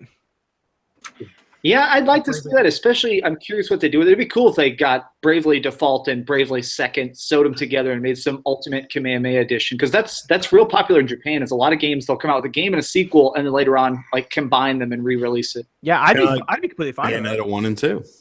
Oh, look at that. Square Enix already released Dragon Quest Heroes 1 and 2 on release day. They released Dragon Quest X September 21st. They are working on Dragon Quest Builders for March 1st. Yeah, Dragon Quest X. Dragon Quest Builders comes out in February. I think it was February 18th or something. Yeah, it says Builders 2 and Dragon Quest 9 are still TBA. Yeah, they're the first one's coming over in February, and then they got the second one. But Dragon Quest X is interesting because if I remember correctly, that's not actually downloaded to the system. It's a streamed game. Also, Fear Effect. Oh yeah. Fear Effect, yes, the Fear Effect's coming over. What? That's on the PS1, dude. That was an interesting game. It was a game that if you went in a Blockbuster and you're like, "Mom, I want to rent this," you didn't get it. Once you turned it over and looked at the back of it, you're not getting it. Like Catherine. Probably worse, actually. I guess, right? More shooting, less finger banging. Yeah. You're basically play as spy. Wait, did you say what? Did you say more shooting, less finger banging? Dreamcast by Pro 2017. I feel like Catherine's the kind of game that if I bring that home, my fiance is going to be like, "No, you're not allowed to play this." It's actually a fun puzzle game too. That's the funny thing. You're like, look, babe, this is a puzzle game about cheating, but we're going to just enjoy it separately. It is actually a fun puzzle game. I actually liked it. But I think you'll see Japanese development really push the Switch now, like heavily, especially after it passed the Wii. Once it passes the Wii U everywhere, you're going to see everybody go to it because you can doubt it the first year, but what do you do when it passes the Wii U? The system that it took 4 years to get to 13.3 million. Well, I mean, and the thing of it is that I think sometimes gets lost in translation, but I mean, all of you guys know it. Is it's not just that the hardware is selling, but literally the software is selling really good too. Like, and it doesn't even necessarily matter what it is. Indie games. Yes. I looked at some numbers for Spain, and you know what the top selling version of LA Noire was? It's probably the Switch version. The Switch version, like, what the fuck? Like, did you see Blossom Tales tweet that went out? Yep. Yeah. It sold twice. It covered all of Steam sales twofold on the first day on the Switch, because Steam has a serious problem right now. It's so many bad games just bury all the good games. We talk about how it's crappy the actual shop interface is on the Switch. Oh, it's Yeah, really they bad. need Yeah. to- Yeah, like I have like 20 games for the Switch. I have like 3 of them physical, and that's it. Yeah. Oh. I own no physical Switch games. Zero. I have a bunch of physical ones, but half the time Sean knows we get sent codes. Yeah. For review that's stuff. my Very rarely do they ship. Obviously, they don't ship you stuff usually. They just here's a code. I've got like 50 Switch games. Almost all of them are just review codes or things I bought at GameStop. And it's the way it goes, right? So Yeah, I bought Pokken cartridge for things and stuff. Maybe. Pokken cartridge. Yeah, I'm sure.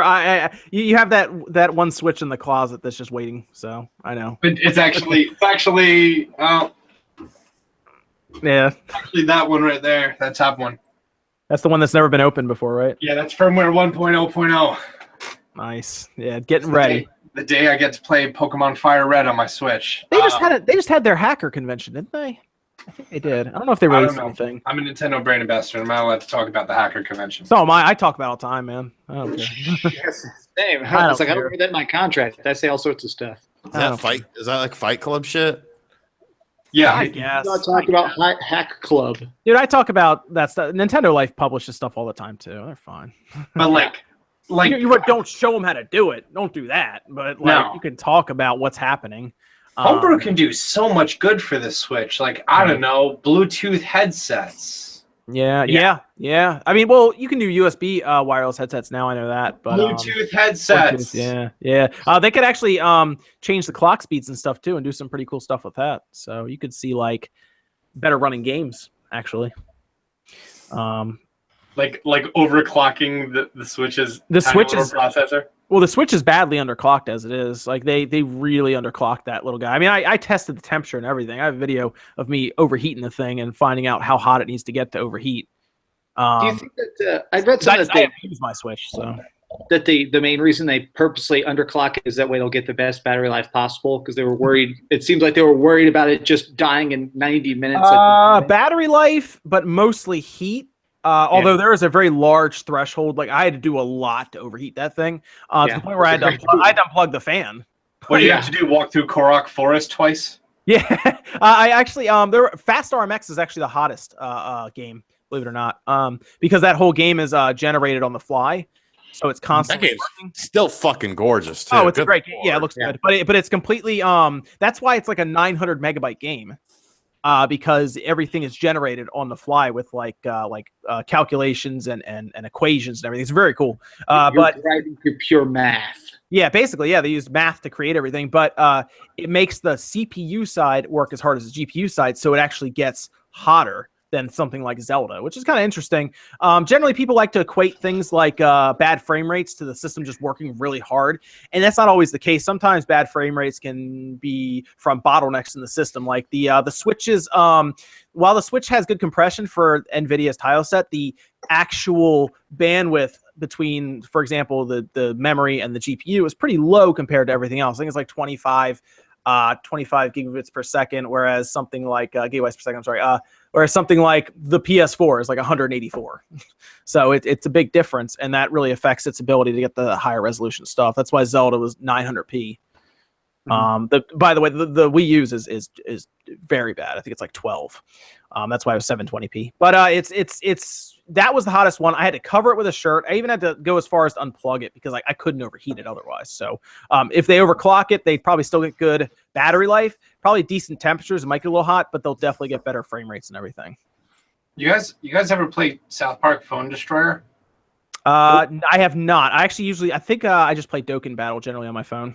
I'm literally just playing it all the time now. Isn't that basically just like The Simpsons Tapped Out? I didn't play that. I have cards, and it creates a battle scenario based off of the cards. That sounds like Dokkan Battle. That's exactly what that sounds like. That's just with Dragon Ball Z. And it's all themed off of stuff, and they all have different roles. I don't know. Sorry. No, I've heard it's one of those things where people say like it's a cell phone game for people who typically don't like cell phone games. I hate cell phone games, except for who hit the 500th like on there? Because now we're at 501 likes. I told you guys I didn't want super high likes, because then we'll end up at like we'll end up like near the top of the trending for lives. We can't have that. We can't have us on the trending of live streams. I just representing unliked YouTube. it. There you go. Okay. Oh, dropping the Nobody else hit the like button. Nobody else hit the like button. I don't want to get out of control here. I'd hate 600 likes would just absolutely kill me. So those are all topics. Evan, if you want to hit us with some questions and whatnot, they can ask the famous people on screen, like Austin. Oh, good news! Good news. We're now down to number 9 on the front page. Oh, good. That was getting a little too high for me. That would have been bad. What do we have? I always feel like these questions on the Discord come out. Like, I know these people asked them after we started talking. So this guy was like, would we want to see a Pokemon game that's open world like Breath of the Wild? We just went over that. Well, one thing I really want to see a more action-focused combat system, and I know a lot of people in the Pokemon community disagree with me, but I would love to see more. Can't happen. Can't happen. I think Austin was worried. Like Austin, for example, was worried that it would mess with, I guess, the older style. Like, you're worried about the tournament scene, right, Austin? That's what you're saying. Well, the tournament, bro, you have no idea how much the VGC would need to change. Like, it could not happen. There are so many elements you need to carry over generation. Speaking purely as just a guy who plays video games 80 hours a week and loves them, I'm just saying that that's what I would like as somebody, not a guy who watches Pokemon tournaments. I'm just saying, as a guy, I would like it to have a more fluid action focus, and I think a lot of games are going less turn-based, and I would like to see it an open-world game where we're capturing Pokemon and then battling them. Yeah, Pokemon Tournament's a game. I see you holding it up, yeah. Well, good news, they did half of that already. Well, they also had, like, was Pokemon Ranger kind of action-based too, or am I thinking wrong? Or was that more RPG-like? I feel like that was kind of action-y. I only play the core RPG games. Okay, got it. And Pokemon Stadium. Because you need to unlock the Dodrio Game Boy, duh. Hey, Spawnwave, what tri-wing screwdriver do you use to take apart the Switch? I use the one with 3 points. Victor Gullen says, Austin, do you prefer Nintendo over other systems as an ambassador, or just games in general? And that can be for any of you guys, too. What is it? What was the question again? I'm sorry. Do I prefer Nintendo as a Nintendo brand ambassador, or just any games? I like any good games, man. Any game that's good, that's fun. I own every system except for Xbox because I'm a Mac guy, and everything that's good is going to come out on a different system anyways. Except for Halo. We need Halo on there. We need Halo on the PC. Again, I can't do first-person shooters. It's just not me. Does it? Let me ask a question. Do they make you sick from motion or no? Because I know we've seen people occasionally when we used to run the stores, they couldn't play first-person shooter, and you talked about motion sickness earlier. That's what I was just asking. I think it's the immersion of being surrounded by it that messes with me. Like, I could do IMAX, no problem. I could do IMAX in the front row. I'm good. But just also, like, I don't know, just first-person shooters. Like, when I played the GoldenEye online thing, that was a lot of fun. But other than that, just maybe just because I never got into it. Okay. Yeah. Well, I mean, I feel like it may be like the RPGs. Like, I'm a huge RPG guy, but I also got introduced to it early on. You give an RPG to somebody as an adult, sometimes they're like, this is slow and mathy. Yeah. So you were saying do we Nintendo brand ambassador, do we like being more so with Nintendo, or just anything really? Is what you're saying. I could say that was the question from the chat. Yeah. Okay. Even though it was directed at John, I'll say, as a brand ambassador who's been a brand ambassador for many years, I have no bias. I review stuff on every console. I criticize stuff for every console. A good game is a good game no matter what it goes into. Okay. Yeah, I don't mind.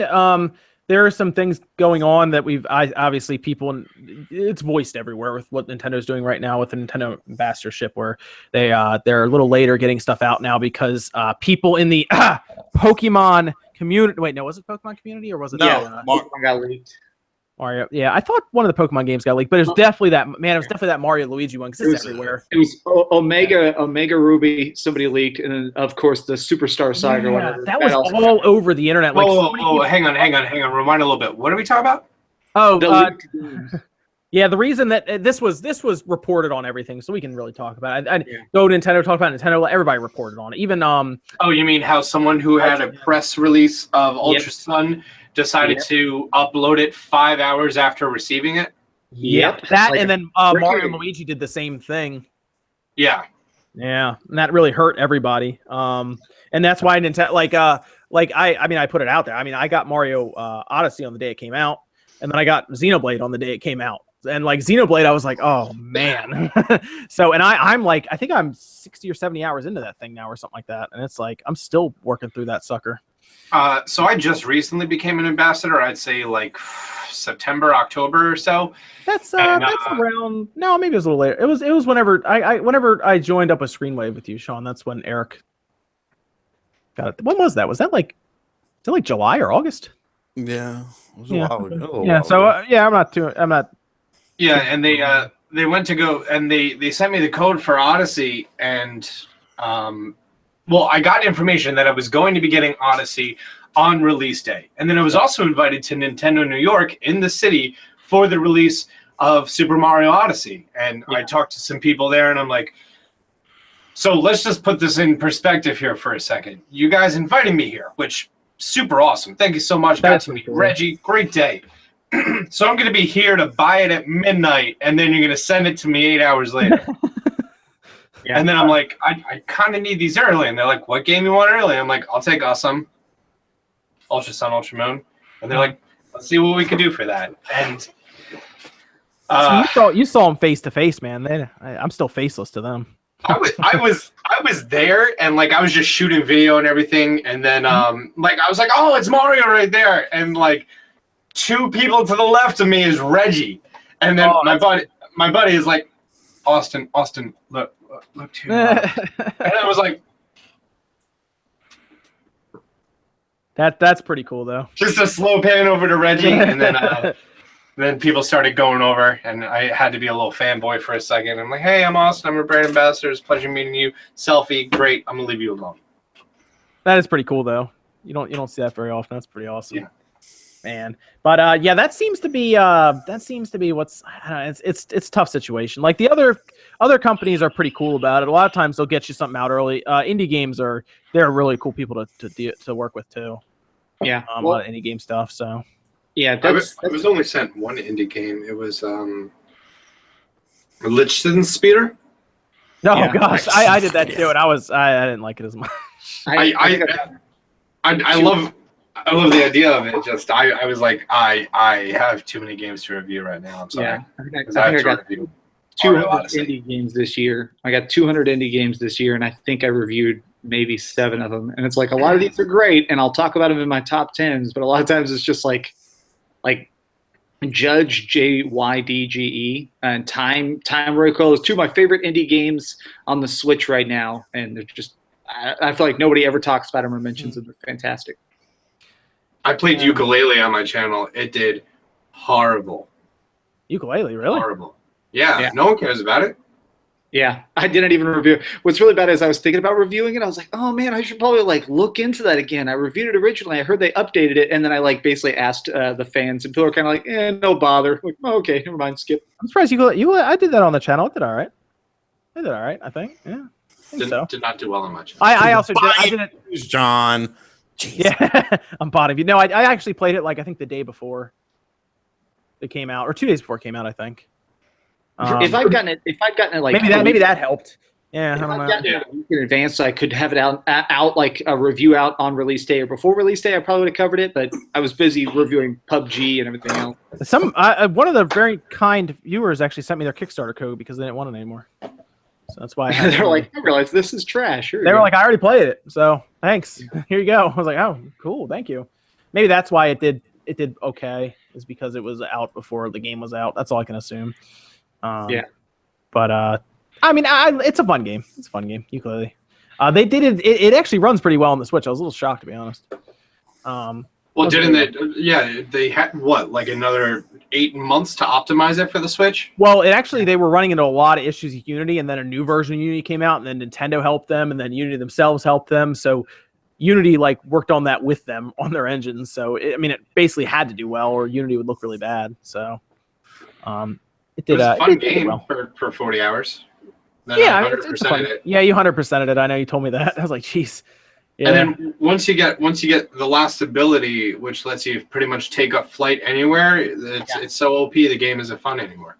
Yeah, well, my biggest problem was a lot of the controls felt sluggish. When I played it originally, when it first came out, I played it on PS4, and it definitely felt sluggish. I've heard they fixed a lot of that, but there used to feel like every command had like a slight delay. It drove me insane. What do we have any other questions, Evan, that you found in the chat? I haven't really been looking as much when we were talking. I mean, what else we got on Discord is what game do you think is going to be the focus of the upcoming January Direct? I mean, either Metroid or Pokemon. Yeah. Too. I don't think they're going to slide something else new in as like the well, focus. Retro Studios needs to show what they have, so we're going to see a new IP, I think, from them. By the way, yeah, which people in chat are talking about that. People are saying something about a space opera AARG. Yeah, it's not gonna be a game we've seen before. One person in the chat says, "Welcome, Austin, best gamer around the world." Oh, that wasn't a question. I'm sorry. We got Completely Bravely Third. We got Bravely Third or the remake. The stuff that we got sent looks like a remake. Yeah, they'll remake it. Yeah, they're gonna remake it. Well, they'll just probably port it over. We saw. I mean, look what happened with Monster Hunter. They just double cross. They just ported it over. It'll probably be something like that.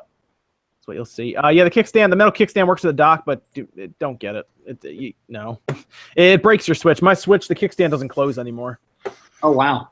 Yeah. Oh yeah. Don't put that on there. If you want a good kickstand for the Switch, you got to get one of the battery cases. I have like 4 battery cases. Yeah, there's one that has 2 legs on it. Oh, it's so clutch, and like it brings it down to like a full 45 degrees.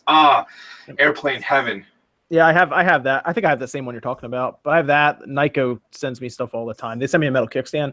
It's not worth. I tried to get the Nyko one. They said, "Oh, I'm sorry, we're out or whatever." They send stuff. I have so much stuff from them. I'm supposed to be reviewing. It's like part of my little stack over here. But I did their kickstand because when I popped it on my Switch, it actually damaged the clip at the bottom where the teeth like grab the bottom of the Switch, and it does not it doesn't close anymore.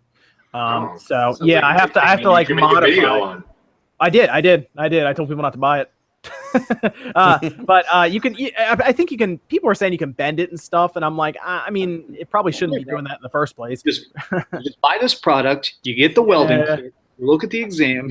It sounds bad, but I have that. And I have the Nyko dock. I have to look at that too because people say it's breaking their Switch. I know why. So. Oh, John, you want to talk about shitty products to review? One company was like, "Hey, we have a 4K Switch dock," and I was like, "All right, send it over." And then when I finally got it, I got ready to review it and everything, and they were like, "So our team just informed us that even though the dock is capable of doing 4K, it does 1080." Well, and then I was like, so the main reason I went to go review this is because you said that it's 4K, and now that it's not 4K, I mean, I know that the Switch outputs 1080, so I thought, I don't know, maybe you guys had an upscaler in there. I wanted to see what the upscaler looked like. And they're like, it also makes the colors better and brighter and an HDR effect. So I recorded my dock and the OEM, or that dock and the OEM dock. I put this footage next to each other, sent it to them, and I'm like, bullshit.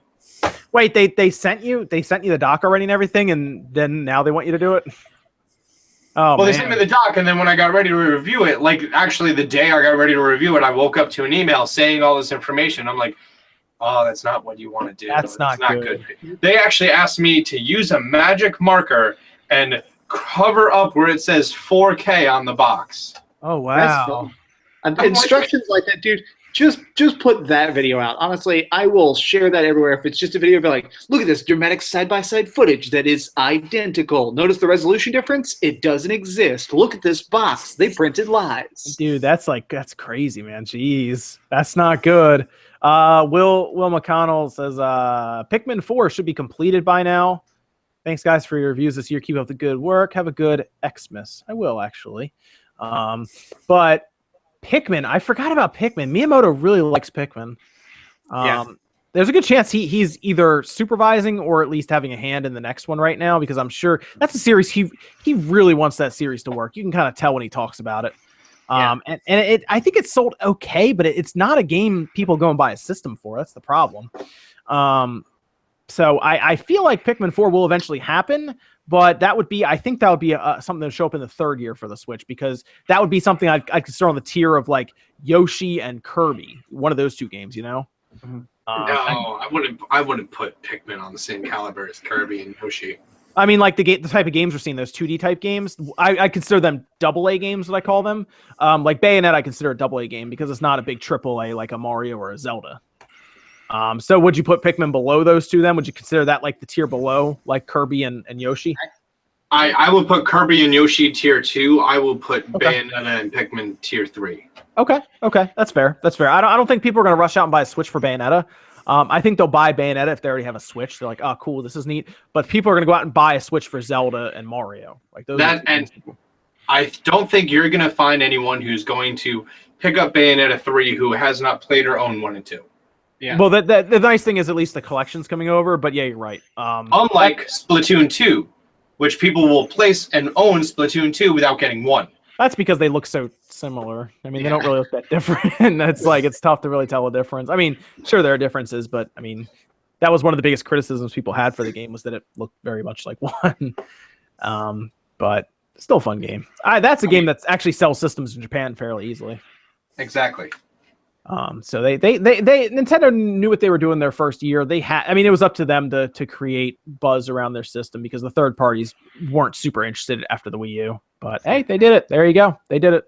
They probably pulled off one of the best first years I think I've ever seen for a system. I honestly, I was thinking about it the other day. I can't think of a system that's had a better first year than the Switch in terms of game lineup. I really can't. It's pretty bizarre. I mean, they definitely they shocked the hell out of me. Like the GameCube is close. If you go and actually look at the GameCube first year, they actually had a lot of good games. But like I looked at like the Xbox 360, I looked at like that had Perfect Dark on launch, and I was like, oh, Perfect Dark 0, and I'm like, oh, I remember that. It did have Call of Duty 2. Call of Duty 2 was pretty cool. But I remember playing Perfect Dark 0 the day it came out. Me and all my friends sat around, like huddled around, like this is the future of gaming. We played all of Perfect Dark 0 in one sitting. And we're like, oh, okay, well, that's not great.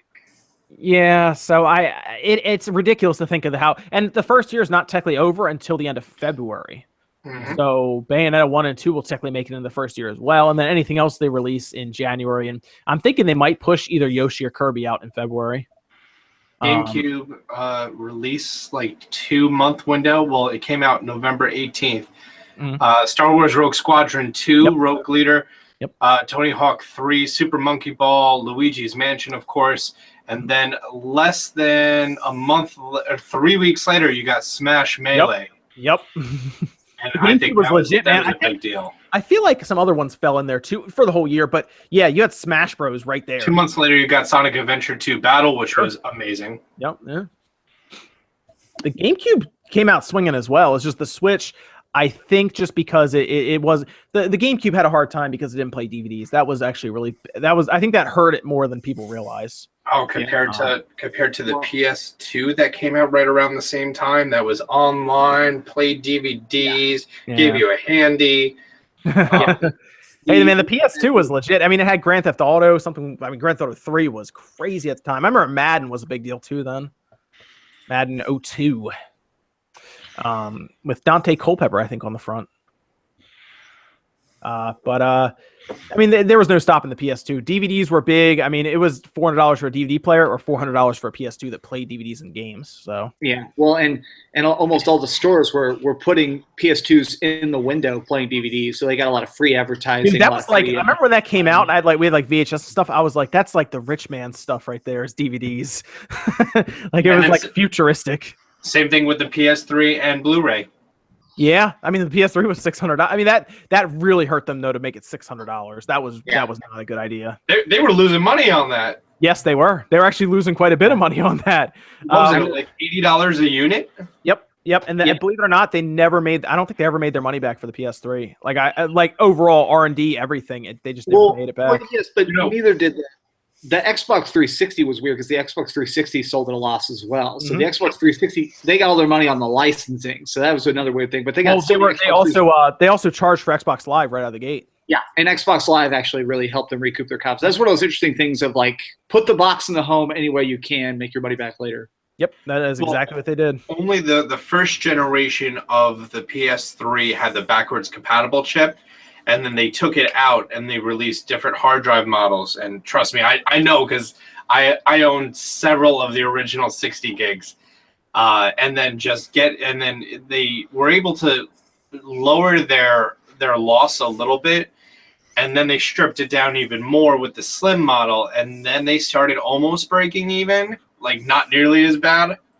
Yeah. And then as prices went down on hardware, then they actually started making money right at the end of the life cycle. Yeah. Well, I remember the Ultra Slim, and the Ultra Slim did like what you were talking about earlier, Austin John, as we were saying earlier about like the 3DS doing all the special editions to get extra sales.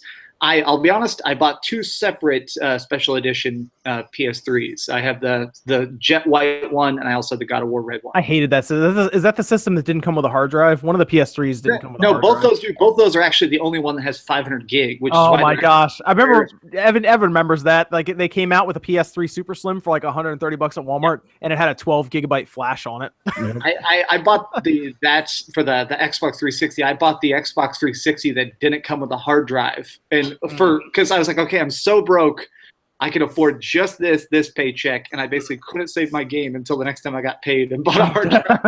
Oh, GameStop has the PlayStation 3 12 gigabyte Super Slim for sale for $99.99. Ooh, that's literally a steal. I've actually never seen this model. Oh my god, it's a weird. It's one of the few that comes with a side program in it that actually transfers everything from the flash to a hard drive with no hassle. It doesn't come with the hard drive caddy though. Doesn't you have to buy the hard drive caddy separately. Or just wrap that thing in cardboard and just That's what we did. People would come in with their system and they'd be like, I can't play Grand Theft Auto on this. So we would have to take a hard drive and we're like, we're gonna use cardboard, and they were like, all right. So we took cardboard and we made a caddy out of it, and we taped it around and jammed it in there. So you take whatever hard drive you want. We would jam like 80 gigabyte hard drives in there, and they'd pay us and then leave, be all happy. The top just slides back and you put the game in there?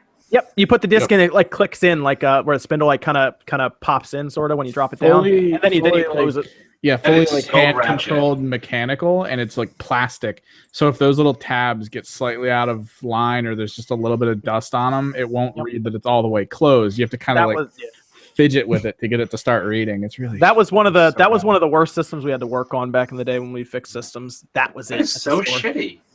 Yep. We had seen a lot of stuff come through that shop, but that was the worst system to work on.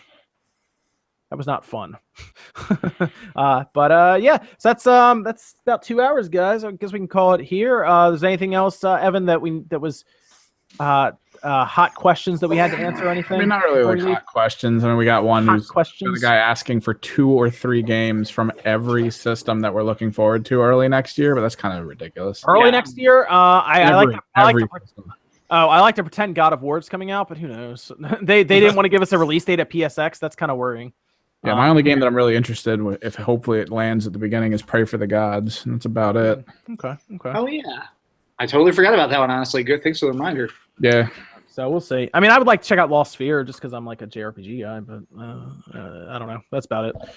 Nothing really major other than that. We'll see. But ask me after the January presser. How about that? Yeah, we got to see. We have to see any kind of announcement. I need to see what's happening here. And then Microsoft is, I guess CFE is not out till March or something. So I don't know. I don't even know about that game anymore. I saw the progression system. I'm a little worried now. The progression system doesn't look that good. It started out so promising for me because I like those kind of games, and then it fell off the cliff. Nino Kuni got pushed back. Thank you. I'm no, that's bad news. Dude, don't you watch news with me? Yeah, Nino Kuni got pushed back to March. I've been so busy. Yeah, got pushed back to March. I guess that's it, guys. I think we're good. Four words about a game I want to see out. No Man's Sky on the Switch. That's more than really No Man's Sky. Well, that actually kind of that was a joke. That was a joke. To say. Sean, that actually kind of exists, right? Sean, which game was that?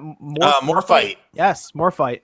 That's probably better. Yeah, it probably is actually. No Man's Sky on the Switch, great. Oh my god, this looks exactly like No Man's Sky.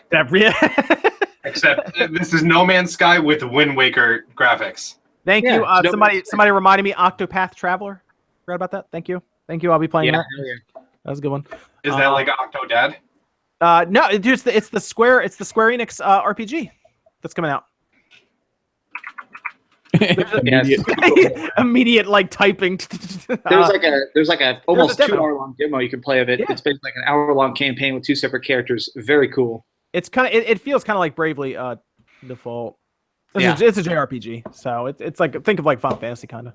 It looks very Final Fantasy. Yeah, I think that might be using Unreal as well. With Maybe. one too many filters on, but the gameplay definitely feels awesome. Gameplay is awesome. Yeah, it's worth the demo. It's worth a play through the demo. It takes a couple hours, but it's actually a lot of fun to see if you'll enjoy it or not. But I like it.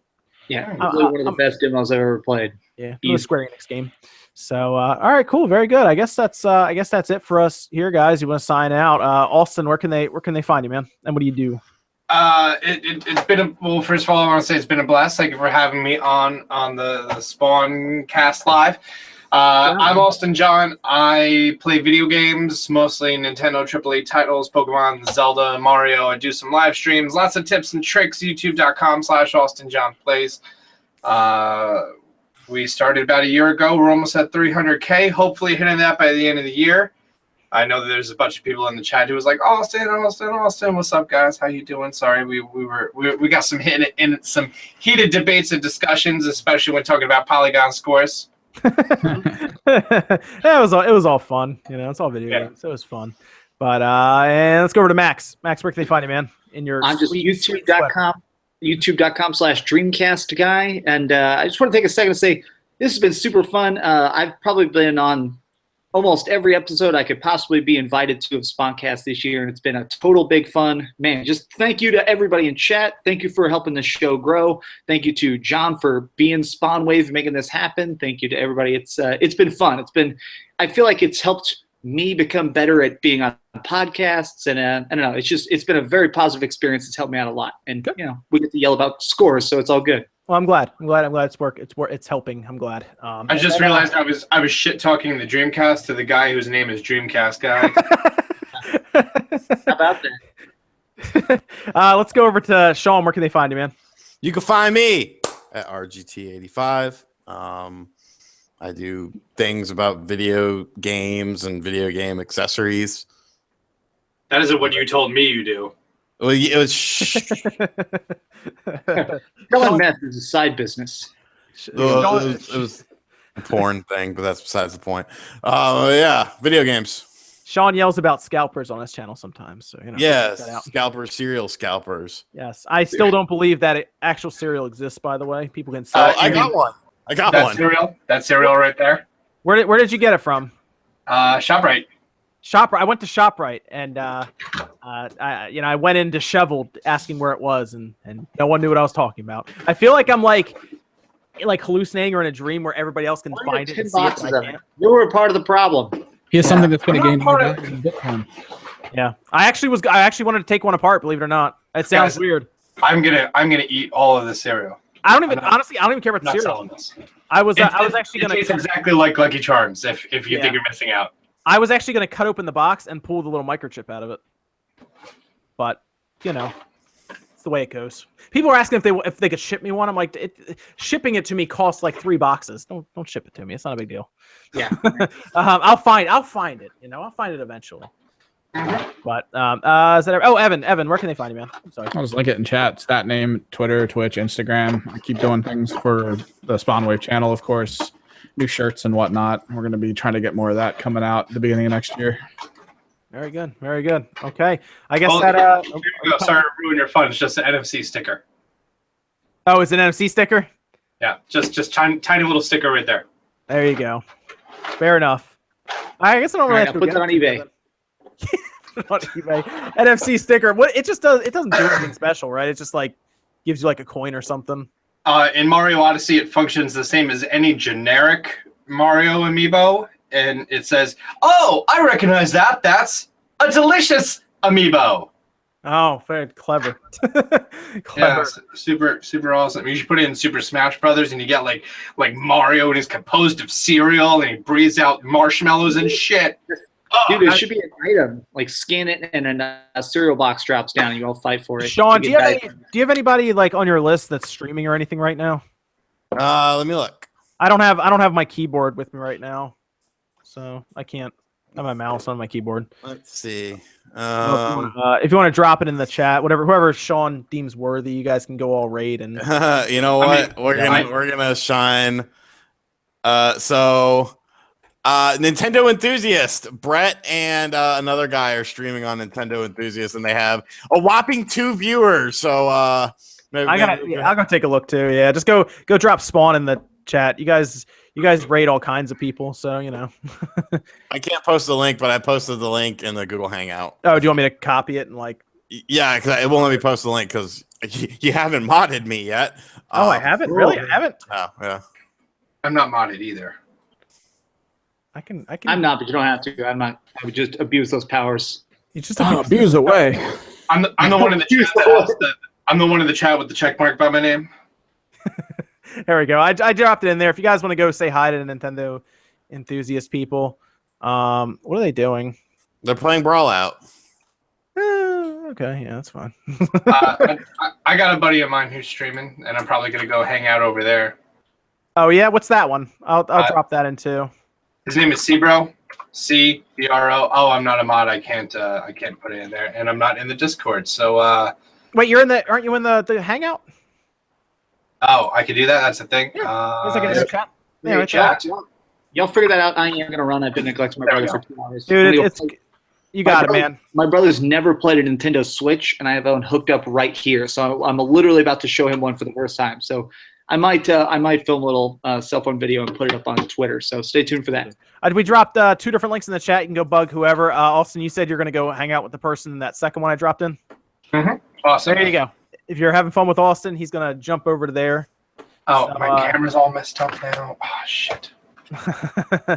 Thanks guys for joining us. This will be up, Evan. This is going up on SoundCloud, iTunes, SoundCloud. Yeah, most likely tomorrow in the afternoon. Cause I'm about all that to stuff. try to Fridays, do the stuff. previous weeks will go live. Everyone else at Patreon gets it right now. So Yep. there's that. Okay, cool. Thanks guys for joining us. This was episode 38. Yep. Thanks guys for watching. We'll see you. Have a good Christmas. Drink some Take care. eggnog. All that good stuff. See you guys. Bye.